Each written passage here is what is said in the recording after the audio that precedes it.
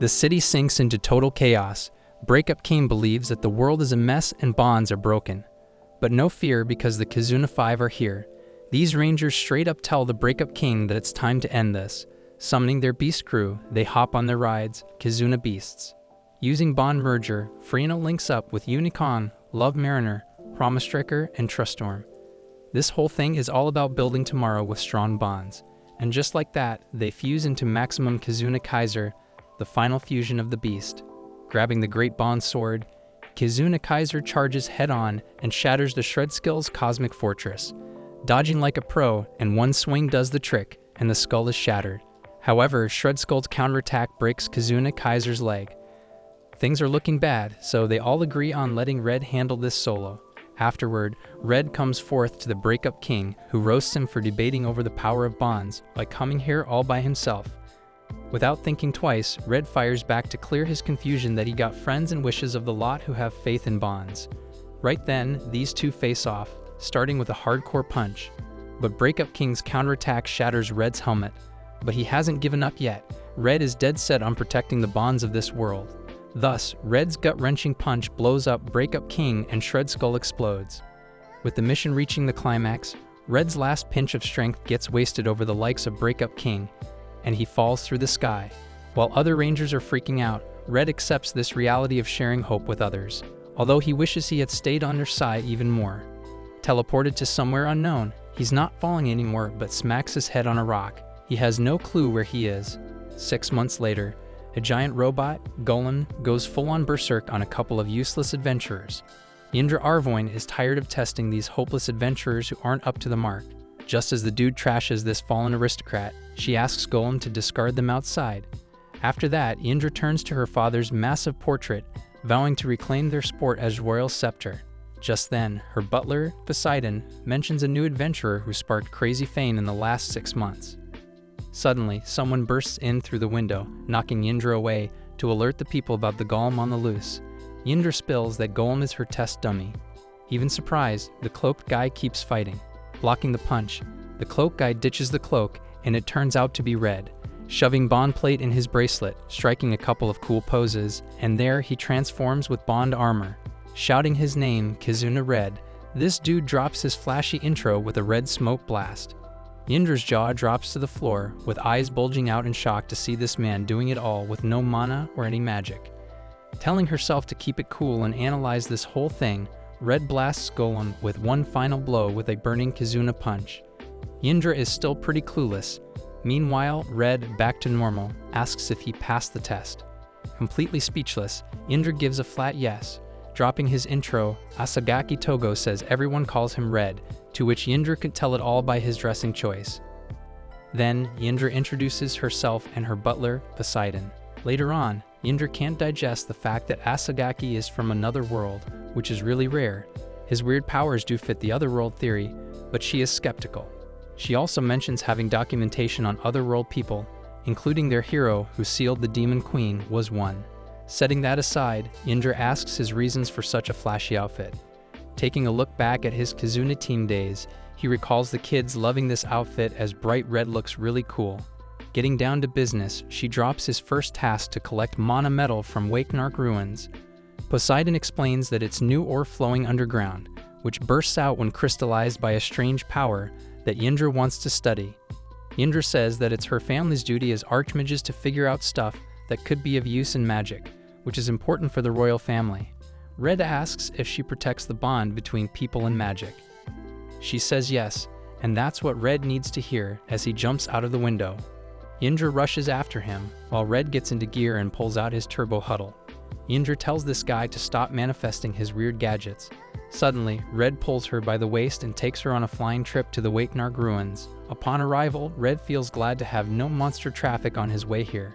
Indra reminds this fool about his side quest to squash birdies that qualify as flying monsters. Heading in, Indra thinks Red's clumsiness takes a toll on her sanity, stamina, and faith in common sense. Later, Indra freezes the monsters by using the Ice Spirit Spear. Indra watches Red blow ridiculous attacks of Lover Snipe or Marriage Beam. At Red's engagement burst attack, Indra narrows her eyes, thinking Red's lightning, noisy gadget is pretty weird. Not to mention, his final blows always end with an explosion. All done, Red says that monsters here are just the same as the Relationship Enders troops. Upon asking, Red explains that it's a shady group called the Secret Society of Relationship Enders out to rob people of their bonds and rule the world. To protect people's cherished bonds, Red rose with his friends to form Adhesive Squadron Kizuna 5. Well, now, Yindra isn't impressed with the other world so far. He mentions that it all happened 6 months ago while hoping his buddies are doing alright in his absence. When asked, Red reveals that he had tried a bunch of stuff to find his way back home. But his travel to faraway lands only made him realize that this world had plenty of problems of its own. That's what made him reach the conclusion that he must have gotten chosen for this, as he got chosen to be the Kizuna Red of his world. Thus, Red decides to stick around to help people while he figures out why he is here. Since they are adventuring together, he asks about her dreams.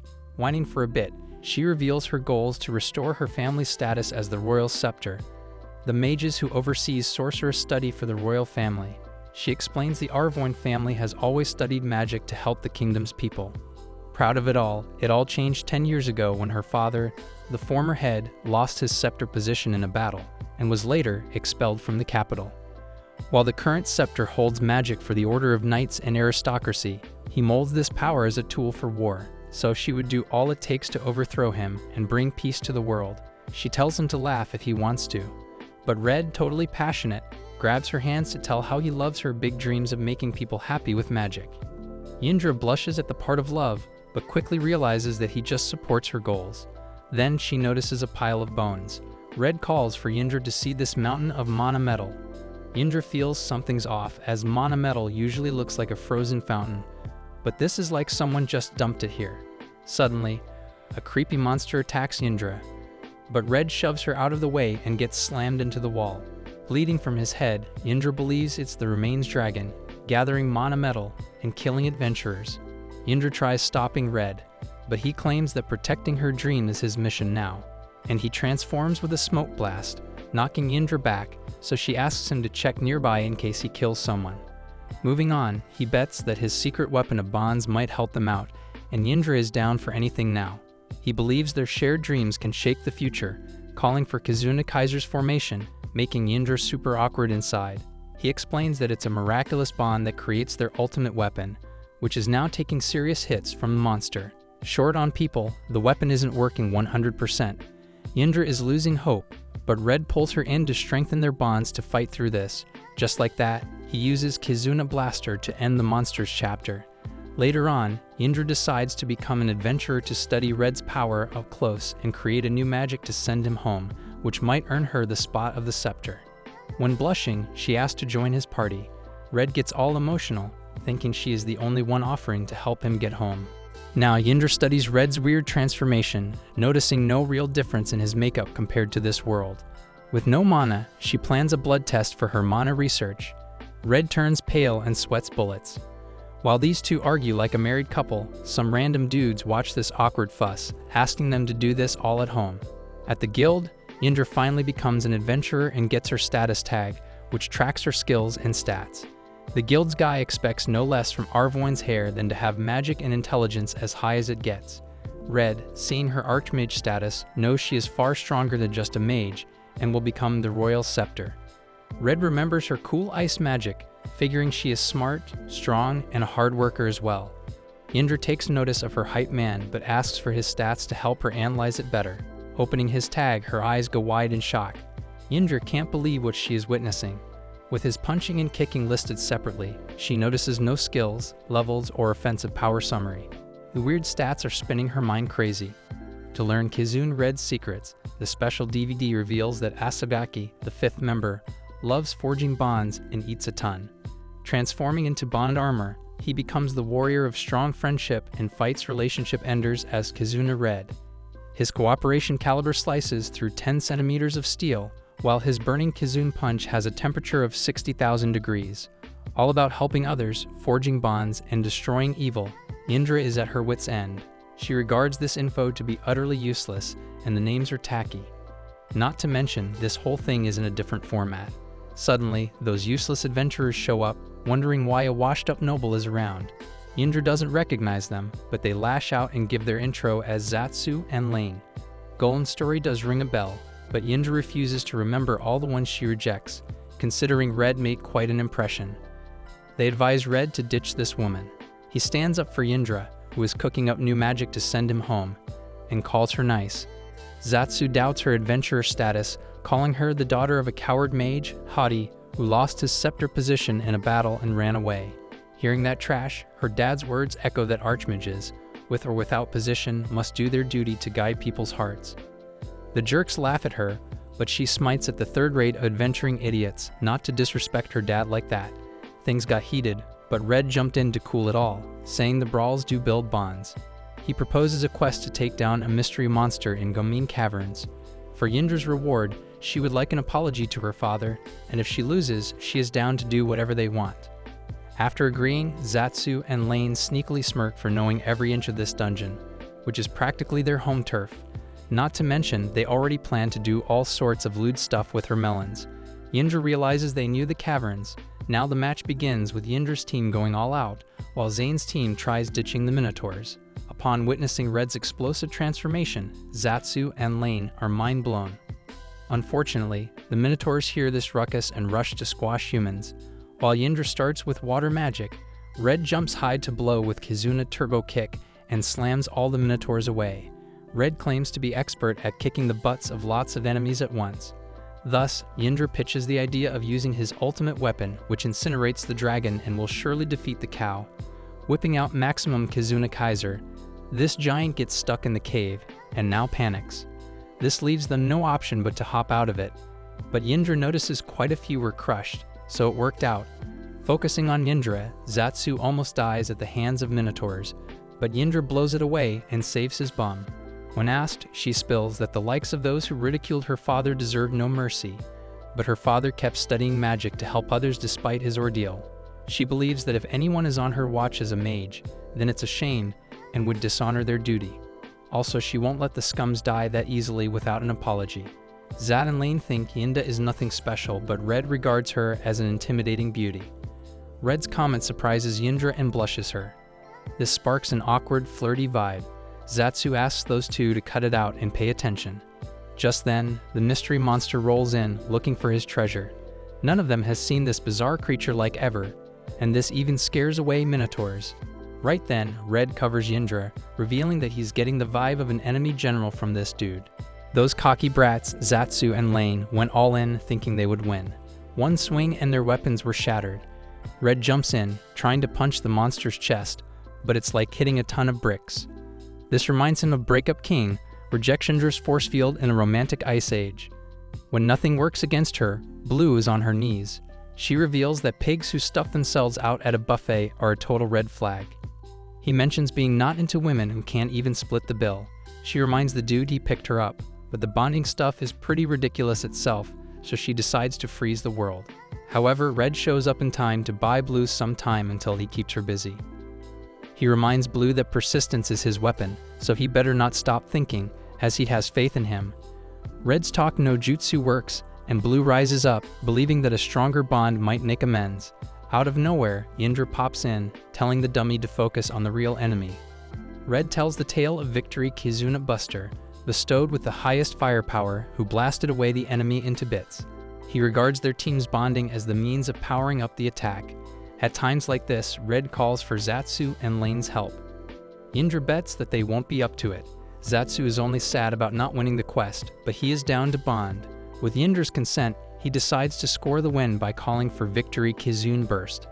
The lots don't get if this whole commentary is really necessary. Uniting their bonds, the Buster fired, shooting out this V-shaped beam that didn't touch the creature. Everyone went ghostly pale to know it missed.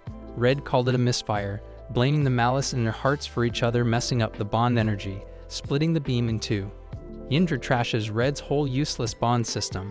Suddenly, Red remembers this happening before, while Blue and Yellow are fighting. Taking a look back, those two were at each other's throats. At his battle, Red seems to be losing energy, and the grim monster slams him away. Head bleeding, Red asks Yindra to clear this place out, but he blanks out. Yindra rushes to heal him, but the monster is inches away from squashing her. Zatsu and Lane jump in to pay her back, shielding her basically. Zatsu tells Yindra to heal Red so he can kill this thing. Zetsu spills to Yindra to hang tight, as the third-rate adventurers know how to stall for a long time. They're quite expert at it. Suddenly, she realizes that she has been looking down on them too. Just then, Zetsu and Lane get yanked away. Charging at Yindra, Red, healed up just in time, punched the beast to save Yindra, saying their new bond gave him strength. Transforming in bond armor, they all together hold on to Victory Kizuna Buster. One fire and it incinerates into ashes. Later, an old geezer, totally fried, falls out of nowhere, so they take him in for a guild checkup. Yindra notices the weird bump on his head. Afterward, Zetsu and Lane leave, and Yindra confesses to realizing that making up with people one hates isn't so bad. Red is all about the challenge then. Yindra holds the syringe and things go wild. Meanwhile, the old geezer ran away, but two strange duo caught this anomaly on a treasure hunt. In the end, a blue warrior slices one's throat, while the girl would like much more assistance. Starting off with Poseidon getting an ultimate shock to see Master Red moving in. Later, he corners Yindra, demanding her reasons. She explains that Red's super broke from taking on too many requests, and his Kizuna punch eats up loads of materials to blow them up. Poseidon states that he is a dude, but Yindra reminds Poseidon that he himself is a man. He argues to be in Arvoin's 3 generation, whereas Red is a young lad, possibly packing loot thoughts for Yindra's hot body. He thinks of her as his granddaughter, so Yindra asks him to quit seeing her body like that. At that, Yindra believes that Red doesn't feel this way, but after what had happened, she thinks maybe.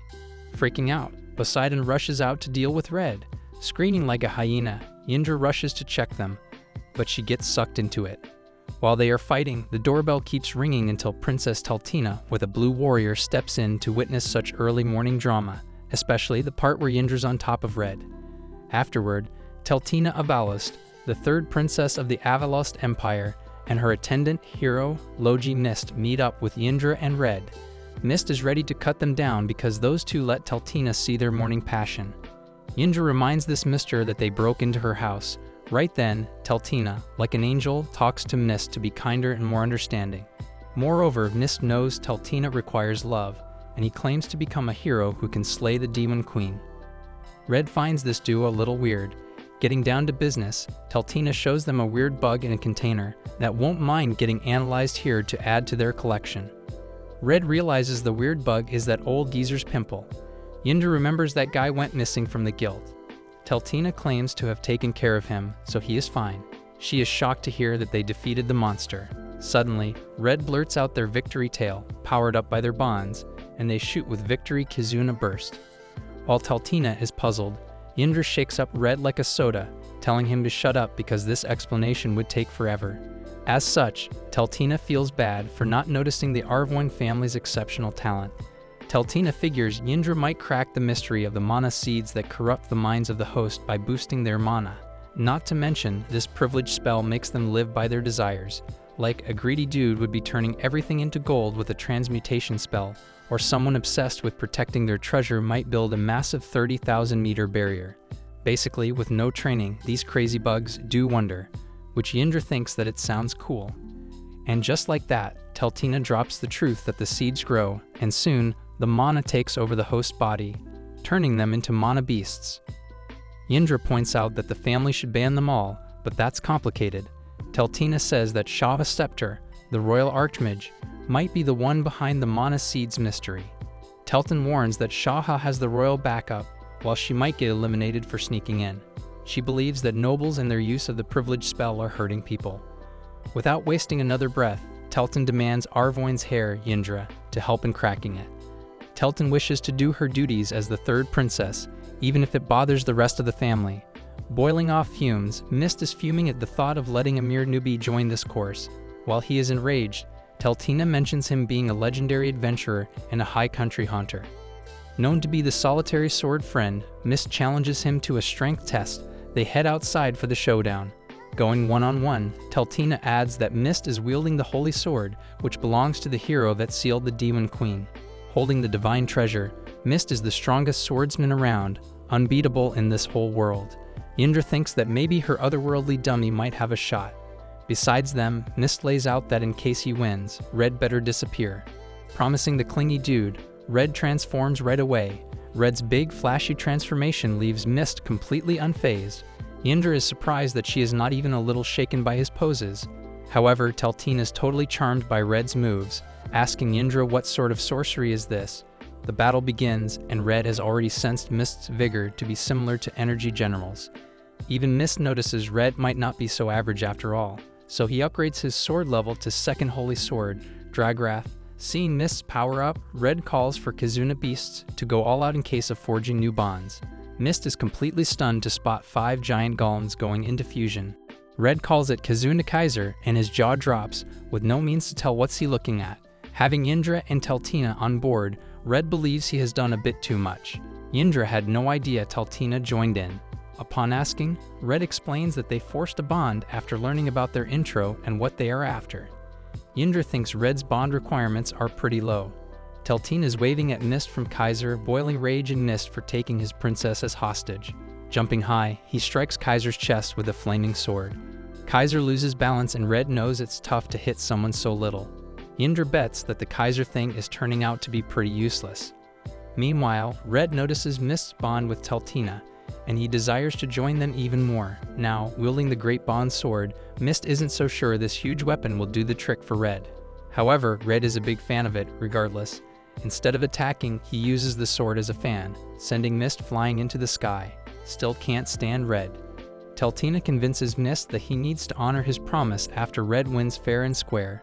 Twisting the narrative, she says that letting someone like Red run around freely might pose a threat later, plus less work for Mist. With a sigh, Mist lets them join, and a new bond forges in some way. Later, Indra, with the other 3, is ready to set off on her journey. Poseidon hopes Red doesn't try any shady stuff, or else he will chop his thing off. These 4 head to Aquiline, the town that never sleeps, as their lord is a full-fledged suspect of owning a mana seed. Mist gets burnt to hear Teltina call him by the nickname and not him when Red asks him to quit using his full name. Then their bickering continues throughout the journey. Upon arrival, the town doesn't live up to his lively expectations. While Indra blames the mana seed, the creepy lurker in the shadow advises this bunch to get off from these streets. Also, she lets them know the state rule that no outsider can chit-chat with the insider about their lord. Even Indra reveals to be feeling an unusual mana flow right after entering this town. She believes something is totally off about this place. Indra bets that maybe the magic barrier, working as surveillance, works as a third-party source to snitch on the insiders. Just as she trash talks about their lord, an eerie monster's brutal smash at Indra confirms it's the privilege spell. Suddenly, Lulagart, the lord of Alkalina, drops by, and Teltina gives her royal intro. She declares to discard his mana seed to break his grave oppression on people. The lord claims to restore order and peace in this town by forcing the lost people into the right directions. Red is furious to know this old geezer is manipulating the civilians to force his ideology. Backing up Red, Teltina believes that he must consider people's choices too. However, Red figures this old geezer wants his own toy box. For disrupting the order, the Lord manifests the power of the eye in his hand to unleash the monsters who won't stop hitting Red. Indra figures the dual nature of this spell, sensing ill manners, Red's weak spots, and dropping monsters to deal with it. Teltina pleads with Mist to help Red, but he thinks Red suits as a decoy until they find Lord's weakness. But in real, Mist enjoys seeing Red's butt getting kicked. Upon calling Kizuna beasts, one blow shatters Red's get-up, and he inches away from being hammered. Right then, a smoke bomb is thrown at the monster, creating a perfect distraction for the shadow lurker to pull this bunch inside to safety. Lord Lulagart bets the lot just won't quit it. After Red thanks them, Gross, their leader, gets down to introduce the Resistance HQ that's working hard to free this town. Upon asking, she reveals to be living outside at the moment, so the Lord won't sniff them here. She asks their reason for picking a fight with him, and she gets filled in. To retrieve Mana Seed, she throws in HQ Resistance's full support to back them up, while letting them use their base. But Mist pitches a question, asking why stay here. Long story short, Gross says a lot of people have already left, but the ones who stayed love this town and formed resistance. They miss how lively it used to be, and Gross wants to bring that feeling back. Gross asks if they have a place like that, and Red thinks about his own home, feeling sad because he can't go back. That fuels Red to help them get their town back. Meanwhile, Indra freaks out about how to deal with a privileged spell and how Red's getting his butt kicked, which Mist totally enjoyed. Also, they are checking out the serious crimes notes for blind spots and rules to avoid the Lord's punishment. Moreover, Indra gets down to discuss their strategy. Red suggests sniping the Lord's castle in the center with Kaiser, but Indra thinks that will surely blow up the town. Kizuna got even crazier ideas, but Indra believes she has an ace that's hard to pull off but quite simple. Covering each other's backs, Tatlina approves this Red-Nist combo. However, it's not really that easy because Nist disapproves of doing it with Red Scoundrel, and also the Red Smoke Bomb might roast the poor guy. Not to mention, Indra knows this combo will definitely drown as it's just a poor choice for a team. Indra wishes these jerks just try getting along for a change. They outright refuse. Tatlina pats Mist, offering an ear-cleaning lap session if he would get along with Red. This fires up Mist's loins, who is now down to do anything. Now he is pumped up to match Red's movements. Later that moonlit night, Indra wonders what's the relationship status of Tatlina and Nist, while Tatlina wonders the same thing about her and Red. Startling Indra with a hug, these two get down to bathe in a lake. Indra notices how gorgeous Tatlina looks, but changes the subject when Tatlina catches her staring. Even Tatlina checks Indra's luscious body out. Upon asking, Tatlina mentioned feeling the need to meet Indra ever since the former head passed away, which didn't stop Indra from sending in reports. She admires Indra's passion for using magic to make people's life easier, and her determination to reclaim the scepter's position. Also, Tatlina doubted she was the same age as her. Afterward, Red crosses paths with Tatlina on his way for a bath. Recalling Indra still inside, she tells Red the bath is ready for him. Furthermore, Red tends to know if Tatlina plans to join them at Manor, so she claims to have something only she can do. He asks why she fights, and she asks him why he fights solo even when being a warrior of bonds. She figures out that Red looks after everyone, handling all the tough stuff by himself. Not wanting to die, she asks the otherworldly hero to protect her and save her home. Mist hears it all. Later, Red's naked bum hops into the bath, catching Indra off guard and making it totally awkward to face each other.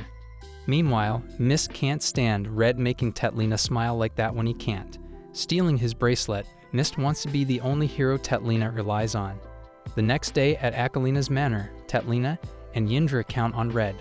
Dropping his big speech to the Lord, Red gets into crisis when not finding his bond plate. Then the lad gets hammered out of the window for being a noisy wimp, while Mist decides to go solo, not giving two twats about the bonds. Red sinks deep while Indra jumps to save this guy. At Bond's severing blade, this mysterious figure regards bonds as fragile. If not careful, they shatter while having lots just makes it too difficult to work by. Having them would ignite the fear of losing them. That's why she notices Red's yearning, because he is afraid to be lonely.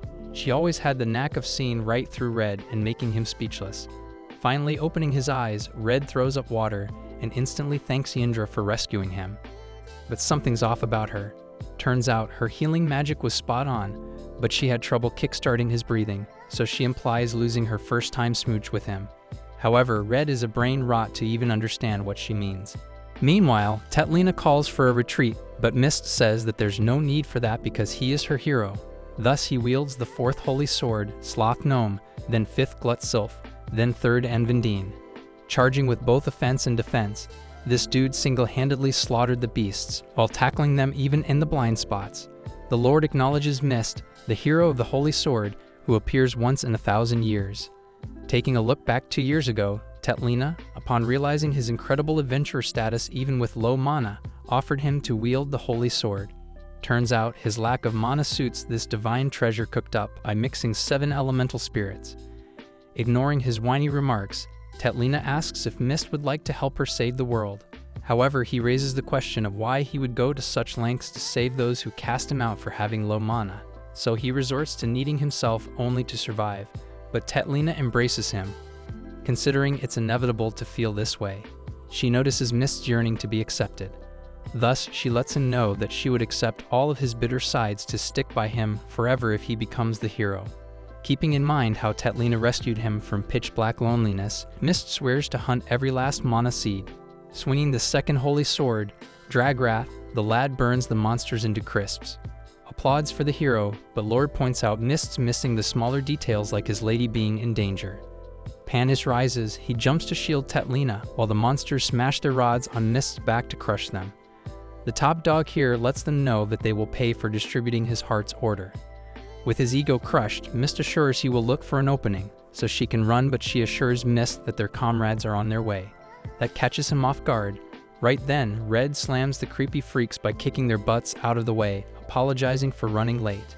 Walking in, Yindra whips out Overshade Barrier to block out any mana, while Mist suggests Yindra quit wasting healing mana on him.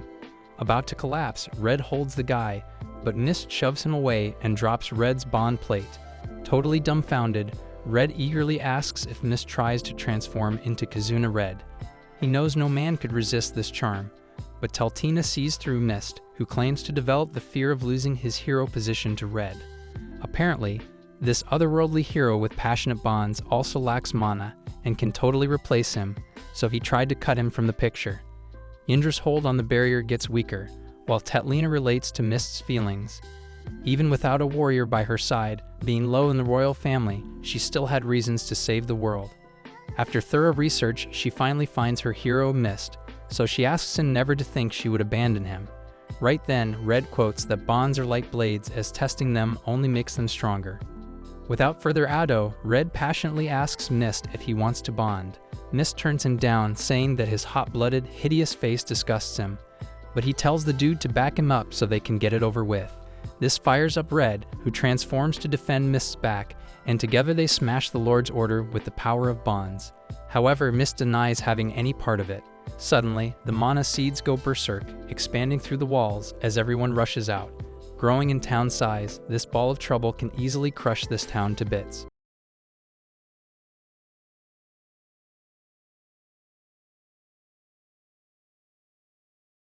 The story begins in the school where right now, some popular students are making their way through the hall and everyone is stuck seeing them walk.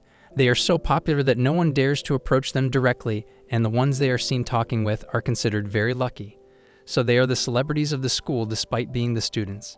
Everyone thinks that these two are dating, but no one dares ask them because no one has the guts to. We get to know that the girl, Suzune, is the president of the student council, and Kazuki, the guy, is the vice president. They make their way through the corridor, and every class they pass by, students are forced to stop whatever they are doing and look at them. These two dating or not is the hot topic of the school because they are always seen together, and there is no day where they are seen separate. Wherever you see Kazuki, you see Suzune, and the other way around. Suzune is talking about what they are supposed to do as the members of the student council, and Kazuki assures her that whatever she wants is here in his possession. Nothing can stop them from presenting the true and factual points to back up their argument, and they are surely going to get what they want from the school. Our MC, Usato, is narrating all of this for us, and in his opinion, no one has been successful in eclipsing these two in fame. There have been a lot of people getting fame out of nowhere, but their popularity always dies down, and these two again make their mark to the top. He knows even if these two are dating, no one would mind because they do make a great couple, and no one will deny that ever. If I had this much effect on the school by just walking through the hall, I would be roaming around the school all day making people follow me around like sheep. But we have to face facts and admit that no one likes me. After getting to know about the fame of these two popular and somewhat brilliant students, we see the other side of the coin and we get an introduction to our MC. He is the student for whom you would not even use the word ordinary. If there was a word beyond ordinary, we can assign that to MC, and he is not so famous in the school. He is always forgotten, and no one even remembers sometimes that he is in the school. The normal run-of-the-mill student. We see Usato saying goodbye to some of his friends, and they leave. It is raining quite heavily, so Usato wants to head home before it charges up its second phase. He is about to go in when he sees some birds on the ground helpless. Being the kind guy he is, Usato helps the birds, and this is one of the things he stands out because of. He does things people just ignore and do not think about, like helping these helpless lonely birds. Doing this, he goes inside to the locker room to get his umbrella, but to his surprise and disappointment, someone takes his umbrella. The rain is nowhere near stopping anytime soon, and it is already getting too late for him to be at school now. He takes a look and notices that there is an umbrella in the basket, but he does not know who it is. Trust your intrusive thoughts and take the damn umbrella, my guy. But again, being kind and always looking out for others, he does not take the umbrella. He feels like he cannot just throw his burden on someone else and go home like this. He decides to wait for a bit and wishes something happens and the rain stops. Usato has always dreamed of having an extraordinary and fantastical life, but that just is not going to happen for him. These are the exact times when Usato wishes that he had some superpowers and that he could use some magic to get himself out of these difficult situations.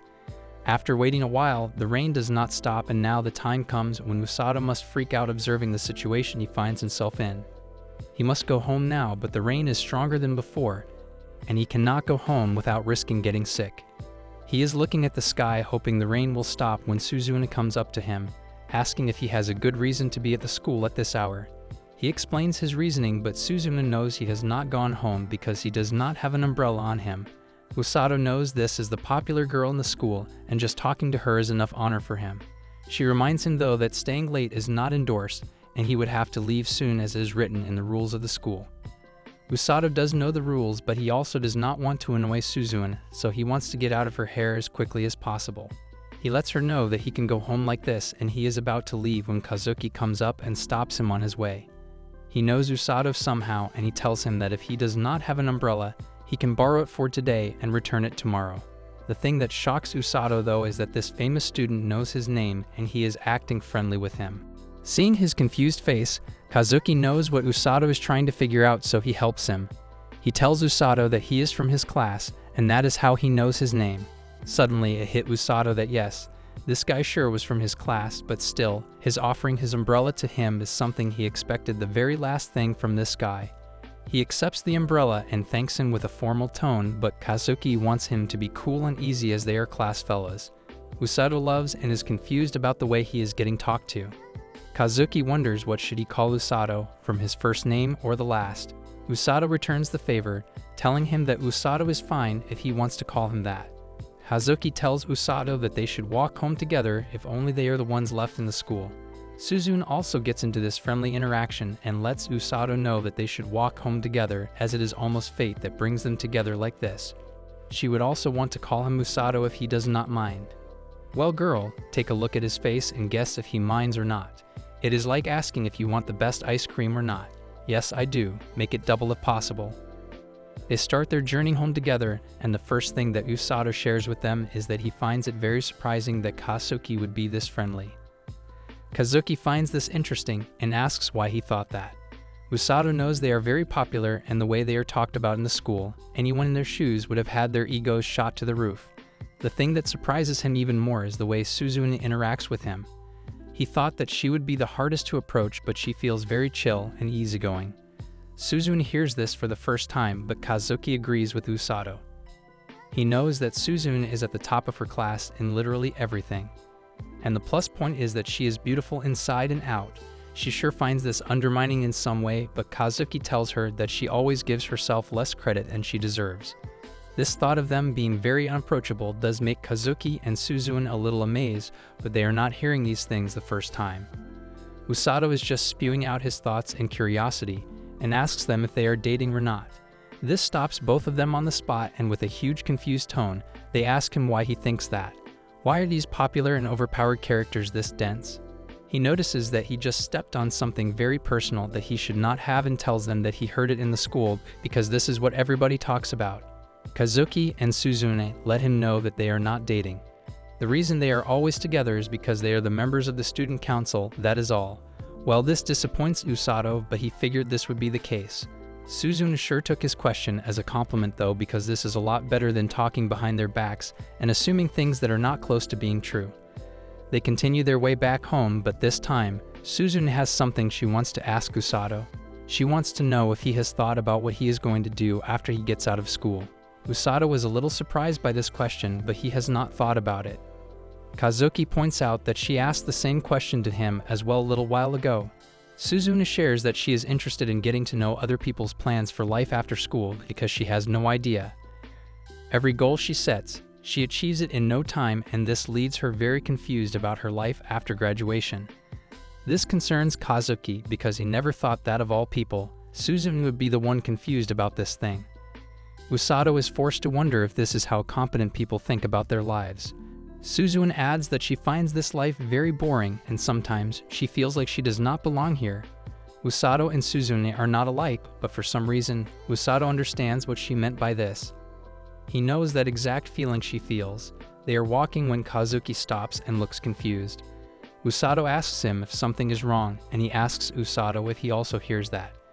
Usato does not hear anything, but Kazuki tells him that he is hearing some kind of bell ringing. Suzune also starts hearing it and points out that it is getting louder and louder by the second. Our MC is left alone once again. A huge portal suddenly opens up beneath them, and this makes Usato wonder if this is a portal to another dimension or something like that. Hearing this, Suzune asks him if there are monsters and magic in that other world or not. Usato finds it very unlike Suzune, who would be excited about that stuff. Her knowing this stuff only makes her image in Usato's mind a lot more beautiful. They feel a rush running through their body, and they vanish with the portal, leaving their umbrella behind. Kazuki wakes up Usato and he gets up, bewildered by what just happened to them. We see that our gang is at some kind of a castle, and right now, they are in the hall of the castle with the king and relevant people present as well. Usato wakes up wondering where they are, but Kazuki and Suzune have no clue either. The king sitting on his throne lets them know that he knows how they are feeling right now. He apologizes to them for making this happen, but he wants them to know that they did not have any other choice. Kazuki is mad and wants the king to explain everything right now. Seeing how he is talking to the king's vassal explodes, saying how dare he talk to his majesty like that, but the king calms him down. King introduces himself. He is the king of the Lynch Kingdom, and his name is King Layod. Suzune cannot control her emotions, seeing that this is an actual king and not some fake actor pretending to be one. Her reaction surprises Usato a lot, but he focuses on the matter at hand for now. Lloyd continues and tells them that there is a demon lord, and he invaded their kingdom, once with his force, but the king emerged victorious after he fought back and sent away the demon lord and his entire force. The thing that concerns him is that the demon lord is much stronger than before now, and there is no saying what will happen if he decides to attack again. For this matter, the king needed some accomplished people such as them from other worlds so they could help them win this battle with the demon lord. Forget about the war and the battle. Suzune is melting over the fact that there is an actual demon lord in this world. Usato tries restraining her, saying that they are having a serious conversation right now, but this is out of her control now. Anyways, King lets them know that they were brought here through a ritual called the hero summoning, and he would love it if they helped him fight this demon lord. Kazuki does not need any of this and tells the king that they have families behind in their world and they cannot just leave them like this. Saying this, he orders the king that he has to send them back right now because they are not summoned here with their consent. King tells him that he cannot do that because the ritual works in one direction and he cannot use it to send them back. Kazuki is furious hearing this and tells the king that he has to do something. Agitated, Kazuki takes a step forward toward the king and all of the soldiers get ready to take him out.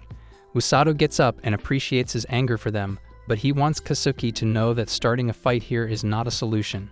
Kazuki is very angry, but he needs to calm down. He relaxes and the king comes forward, kneeling in front of them. He begs for their help and he promises that he will find a way to send them back in the near future. The heroes accept, but Suzune has a question for the king. She knows that they are here to help him in some way, but why is he calling them the heroes? He does not know anything about them for now. Welsie, the girl who performed the ritual, comes forward and tells her that the summoning brings the people who are accomplished and are capable of things that no one is. She lets them know that before coming here, they heard some bells ringing, and that was the indication that they were the heroes. They understand, but it also reveals one thing, that Usato was not supposed to be here. He got dragged into this just because he was with them. He did not hear any bells ringing. This is a point to be concerned about, but Usato knows that he cannot undo what happened now. They are in a room where Welsie is about to measure their magical abilities using this crystal ball. Wasn't the crystal ball used for future telling and all that? These anines have really changed this concept for good. Suzune cannot help but feel very excited about her magical ability being measured. Kazuki, on the other hand, asks Usato if he is comfortable being here. Him being dragged into this must be making him very angry, but Usato is not. He knows getting angry for this is no use and he must be positive like Suzune. He knows that he will find something to do here now that he is stuck here. Kazuki agrees with him, but they are looking forward to their abilities being measured. They really hope they are of some use, especially Usato. Welsie wants Suzune to come forth first and put her hand on the crystal ball. She does, and the ball starts shining bright yellow. Welsie explains that this yellow light indicates thunder magic, and this cannot be perfect for Suzune. Kazuki is up next and he comes, putting his hand on the crystal. The ball lights white for him, and upon asking, Welsie tells him that this is the light magic. Suzune knows about this and tells him that he can use it to shoot lasers and make light swords out of it. Usato knows that Kazuki does not understand anything she just said, but oh well. Well, was it worth getting roasted by a girl for no reason? Up next is Usato, and he is interested in knowing what kind of magical power he has, even if he has some. He puts his hand on the crystal and it lights green for him. He and the gang are excited to see a new color, and they turn to ask Welsie about it. But they look and see that Welsie is scared out of her mind, shaking like crazy. She has to tell the king about it, and saying this, she grabs Usato and runs to the main hall toward the king. Going there, seeing Welsie painting makes the king curious, and she tells him that the power Usato showed is what he has to know. He sarcastically asks her if he got some dark magic or stuff like that, but his laughing face turns to a sweating, shocked face right when she tells him that the crystal turned green. He cannot believe that he has that power, but Usato has no idea what they are so afraid of. He figures that his power is dangerous or something, but no one is telling him. King asks if there is any safe place for him or not. He wants Usato out of the castle right away, but we see some girl walking through the corridor of the castle, making her way to the main hall right now. Welsie asks the king if there is someone else with the same kind of magic as Usato, and there is. The girl comes in, opening the door very dramatically. This is the girl with the same power as our Usato here, and this could not be worse timing in King's opinion.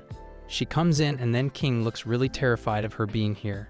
King thought her day was off today, but she is still here. Her name is Rose, and she is the captain of the kingdom's rescue team. She looks at Usato and asks the king about him. He avoids any difficulties, saying that he is not one of the heroes but just an ordinary human being. Welsie tells Rose that heroes are in the other room and she would love to take her to them. She is leaving with Welsie when Usato asks the king about his magic, as they have not told him still. Asking this, he says that he knows the crystal turned green, and Rose hears this, stopping on her way out. Everyone knows that they are screwed, and King tells Welsie to get Usato away from her. She uses her magic and takes Usato out of the castle in a bubble-type thing. She takes him up in the sky, but Rose manages to get to him in time. She punches him to the ground and takes him away from the castle. In the crystal room, Suzune and Kazuki get to know that Usato was just taken away by Rose, but they do not seem to find an issue with that, knowing that Rose is the healing magic user. Weckley explains that healing magic users are very rare and Rose is one of them. She has been looking for another one, and now she has one. She is going to train him now to become her subordinate. She takes Usato home and introduces him to her subordinates. They greet him very terrifyingly, but Rose kicks one away, saying that they are going to scare the newbie. They tell her that this is the way they greet someone, and they are being very nice. I don't think they know what nice means. Usato is going to be trained by Rose herself, and the subordinates tell Usato that her training is nothing less than hell itself.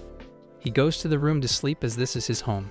Rose, on the other hand, wonders how this kid is going to respond, as he is a healing magic user from another world. In a world of wonders, we see an elite city that is protected by the walls from Titan or I don't know. And like every other elite city, there is this small hut that is mostly located at the border. Thus, our hero who lives in the forest seems traumatized, since he was hoping it was all a dream. But it looks like he is really in another world. Meanwhile, another guy is sleeping in his room while snoring. His snores are composing a symphony of questionable talent. On the other hand, some other fellows are coming to meet the guy. Therefore, a man who was cooking calls the guy and informs him that some fellows have come to meet him. The guy then comes outside to meet them. It appears a guy with red hair and a girl with black hair comes to meet him. They are also wearing the uniform of an academy. Seemingly they are worried for Usato, since they heard that the guy was abducted. Usato apologizes to them for making them worry. He even jokes about it, that he is alive, but suddenly he remembers the incident with the green-haired girl. Funnily, he doesn't have a good impression of her, since the girl kicked the hell out of him. So now Usato is sad that he is supposed to start the training from hell today, so he can't say how tomorrow will go for him. Seeing his reaction, his friend asks him if it's really that bad. Whereas, the girl notices that the guy intends to go through with his training. Hence, Usato informs them that he wants to do it since he has nothing better to do. And also, he would like to be of some use. The girl then motivates the guy, saying they know he can do this. Afterwards, she determinedly tells him about their training, which will begin today as well. Then, she encourages him to do his best. Meanwhile, Haruku is watching them from afar, when suddenly a group of other guys come to him and happily offer him a tomato. Whereas, Usato is wondering what kind of cool training their heroes get to do. The guy even compliments the girl on her uniform, saying that it's looking pretty awesome. The girl seems happy with his compliment. Suddenly, the red-haired guy becomes serious and holds Usato's shoulder. He then thanks him and seriously informs that he has finally made up his mind. Although Usato seems confused, the guy then tilts his head towards the girl and calls her senpai. Hence, he tells her that he is going to do his best in this world. The girl also seems determined to do the same. After that, the guy and the girl go away from there with Aruku. Apparently, Aruku is carrying a fruit basket. Thus, he happily informs them that he has received some gifts. Meanwhile, Usato is watching them from afar. It seems he knows that Kazuki is going through a lot, since he was suddenly brought to another world and told that he was a hero. And the same happened with the Inukami senpai too. Therefore, he thinks that she must be going through the same. However, at that moment, the girl waves at him happily. Seeing her happy, he realizes that she is probably fine. Although the guy is determined to become strong enough to support them someday. Out of nowhere, a green-haired girl makes her entry, and judging by Usato's expression, it doesn't look like they had a great past. Because boy, he was so not ready to see her. Seemingly, the girl asks him if the heroes already left, and did he enjoy his chat with them. Usato seems afraid of her, as he replies that he did enjoy his time. The guy is looking like he will shit in his pants. After that, he bows in front of her to show her respect. Hence, Rose tells him that it's not a prison, so he is free to see whomever he wishes. However, there is a twist in it that he can only do this whenever he is not training. Seems like the guy is really afraid of her, as he agreed with her without missing a beat.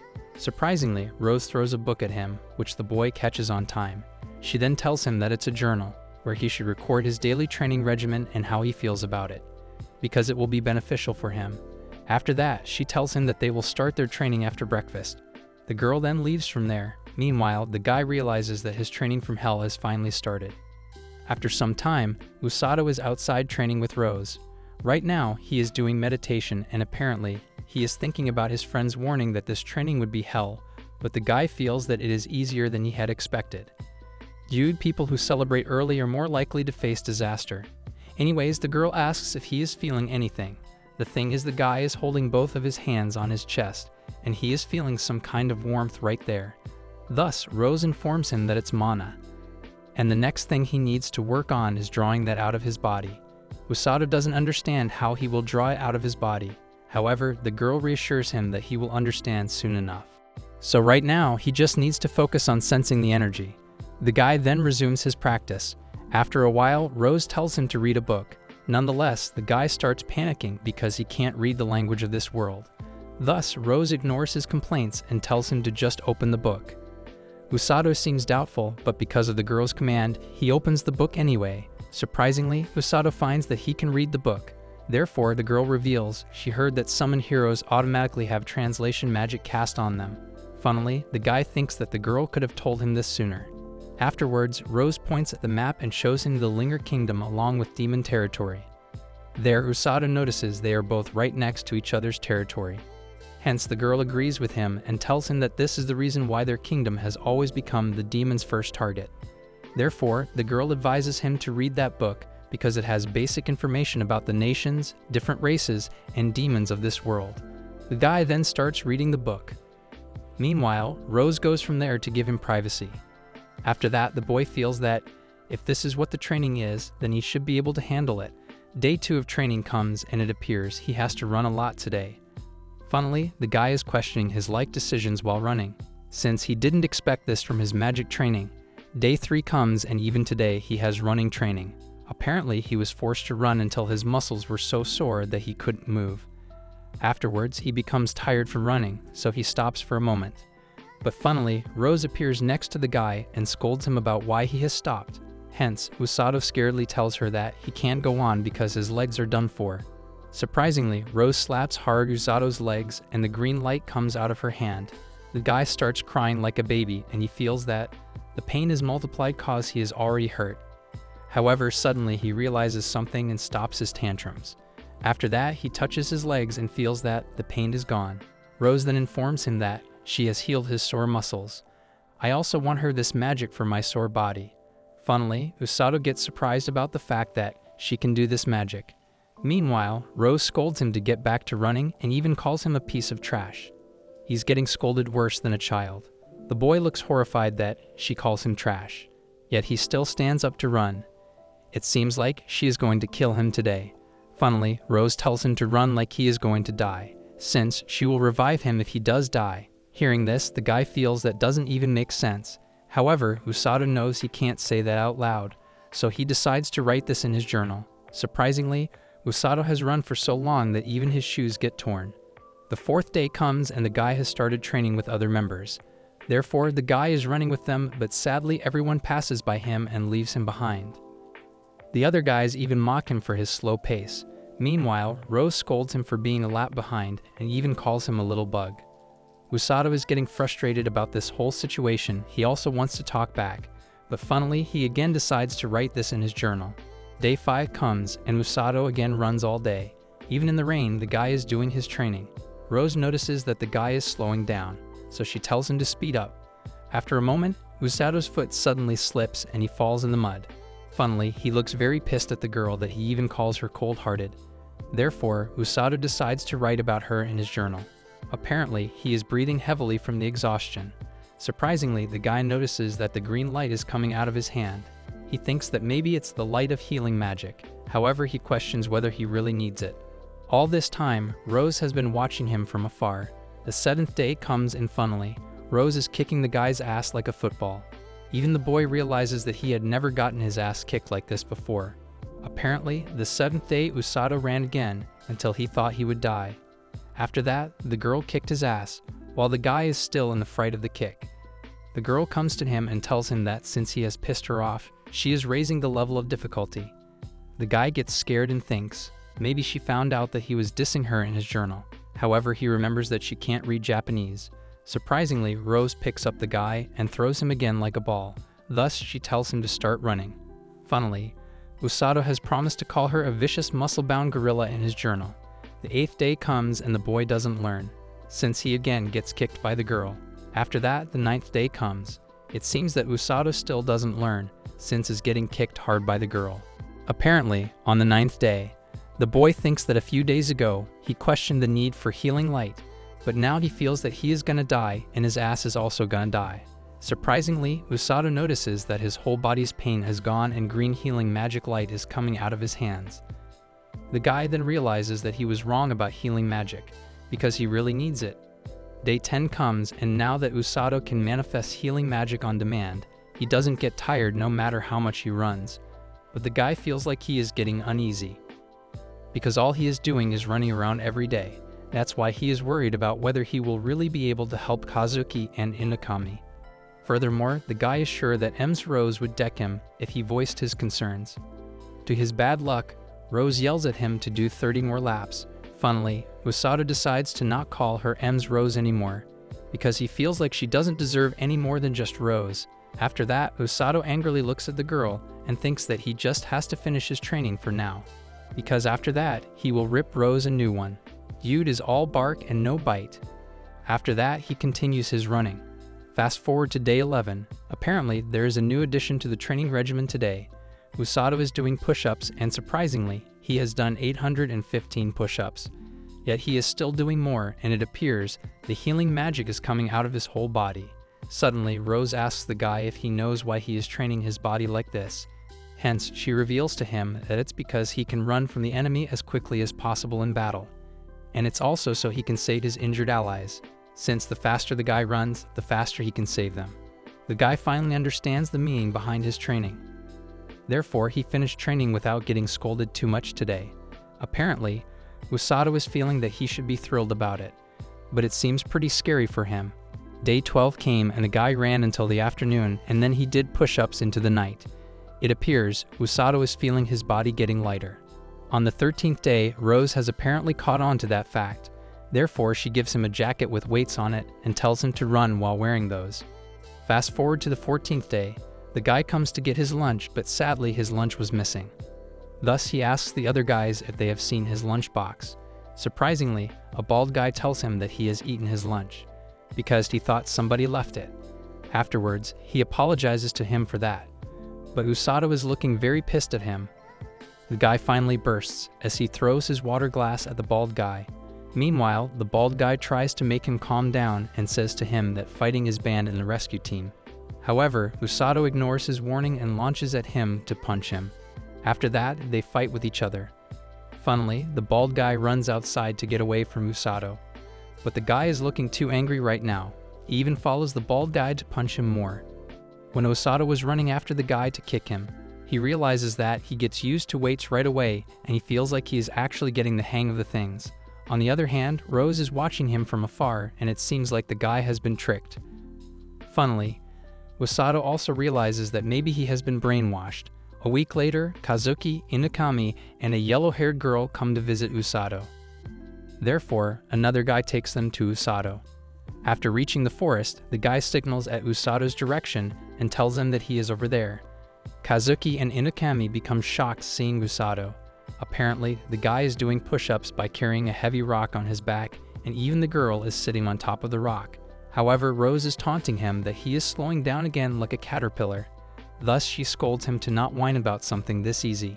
Afterwards, Usato arrogantly replies to her, "Who the hell is whining here?" The guy even mocks her by clicking his tongue at her. Seeing that, she asks him if he has just clicked his tongue at her.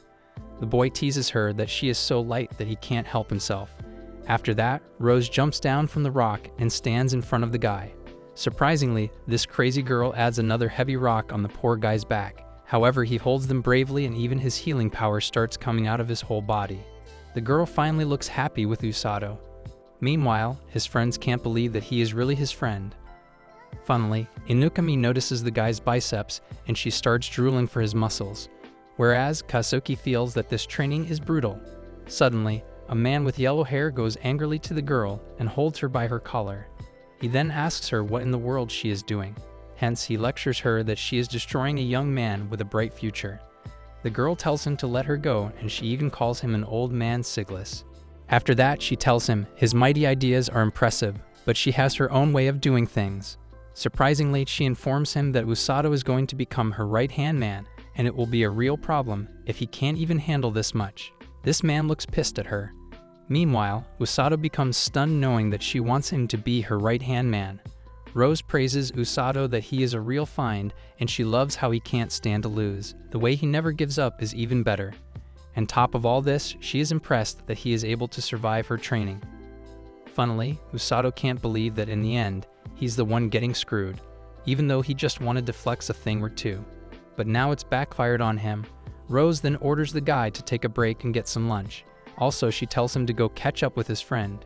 After that, the man requests Kazuki and Inukami to take care of Princess Cilia, because he can't come with them, since he has to speak with Rose. Hence, Kazuki assures him that he understood. Afterwards, Kazuki tells Usato to come with them. Hence, they all go from there. Meanwhile, the man tells Rose that he knew she was a deviant, since he was ordered to re-enlist her, but he didn't accept her transfer. The girl informs him that it's not happening either way, because her right eye is totally useless.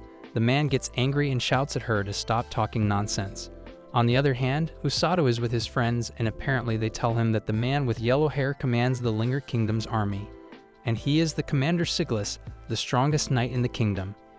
It appears he is teaching Inukami and Kazuki sword fighting. Usato seems impressed by the man. However, he then notices the yellow-haired girl, thus he asks them who she is. The girl then gracefully introduces herself that she is Cilia Volgast Linger. Hearing her last time, Usato realizes that the girl is the king's daughter, so he becomes aware of the fact that she is a princess. The guy funnily jumps from there and bows down in front of her. He then apologizes to her for his uncouth conduct. Jude is a bigger drama queen than any girl, hence the girl assures him that it's fine and there is no need to be formal with her. Usato seems confused by her reply, therefore he asks him if it's really fine with her. Cilia replies that she would like this much more. Afterwards, Inukami tells the guy that he is acting just like Kazuki did in the beginning. Funnily, Kazuki becomes embarrassed and he tells the girl to stop it. Surprisingly, Cilia has bought a snack for everyone, so she tells them to enjoy it. They all become happy seeing the food. After that, they start eating it. Usato seems to like the food as he even compliments the girl. Kazuki then looks at Usato and asks him if he does training like that every day. Funnily, the guy gives them a shock by revealing that today's training was pretty light. However, he asks them about how things are going on their end. Therefore, Kazuki answers him that their training itself is pretty difficult, but Commander Siglis and Ms. Welsi always considers their health and well-being, while teaching them how to use their swords and magic. Seemingly, Usato tells him that's how it should be. He then starts to complain about his sensei, and tells him that Ms. Rose is really brutal. Surprisingly, Kazuki apologizes to him. Therefore, the guy asks him why he is apologizing. However, the boy goes to take food first, and as he moves, his biceps flex. Seeing the boy's muscles as he is taking food, the girl can't control herself for a peek of what's inside that shirt. Thus, the hentai girl lifts his shirt up and sees then 6 packs. No shit, she starts drooling with the intention to feel them. The rest becomes history judging by the blonde girl's reaction. The guy then tries to distract her by asking Kazuki what he wanted to say earlier. Hence, Kazuki asks him if it isn't tough for him. Usato looks at his friend sweetly and confesses that it's crazy tough, since in the beginning he kept wanting to run away. Thus, Kazuki gets curious and asks him if he feels any different now. Surprisingly, Usato tells him that Ms. Rose is scary, but he doesn't want to run away anymore, because now he is having fun training with his fellows and Ms. Rose, so he feels life isn't that bad. Hearing this, Inukami tells him that he is amazing, because he has already found his place. However, the guy doesn't feel comfortable taking the compliment. Hence, he tells her that he is not amazing, he is just stubborn. At that moment, Usato shows them their healing magic and tells them that the two of them are going to fight as heroes someday. So he also wants to be able to do something. After a moment, Inukami excitedly tells him that now she can count on him to come and save her if she ever gets in trouble. Funnily, Usato teases her that he will do it when she talks like a normal girl. Inukami doesn't look happy with the comment. After that, they enjoyed their time with each other. Suddenly, the bald guy interrupts them and calls Usato. He then happily tells Usato that he was kind enough to bring in some lunch. Hence, Usato gets angry at the guy for talking to him like he is doing a favor for him. Funnily, it seems like Usato still hasn't forgiven him for stealing his food. That's why he is looking pissed at him. Meanwhile, the bald guy is looking scared of Usato, as he says to him if he is a kid who is still holding the grudge of the past. Thus, Usato angrily taunts him that he doesn't want to hear this from the guy who stole that kid's lunch. At that moment, Usato goes forward to attack him. Meanwhile, the bald guy also tells that he will also beat the crap out of him today, since the boss isn't around here. After that, they both start fighting with each other like crazy. On the other hand, the guy's friends are looking at them from afar. Cilia gets worried about them. However, Kazuki tells her that it's fine, because he thinks that this is just part of Usato's daily life.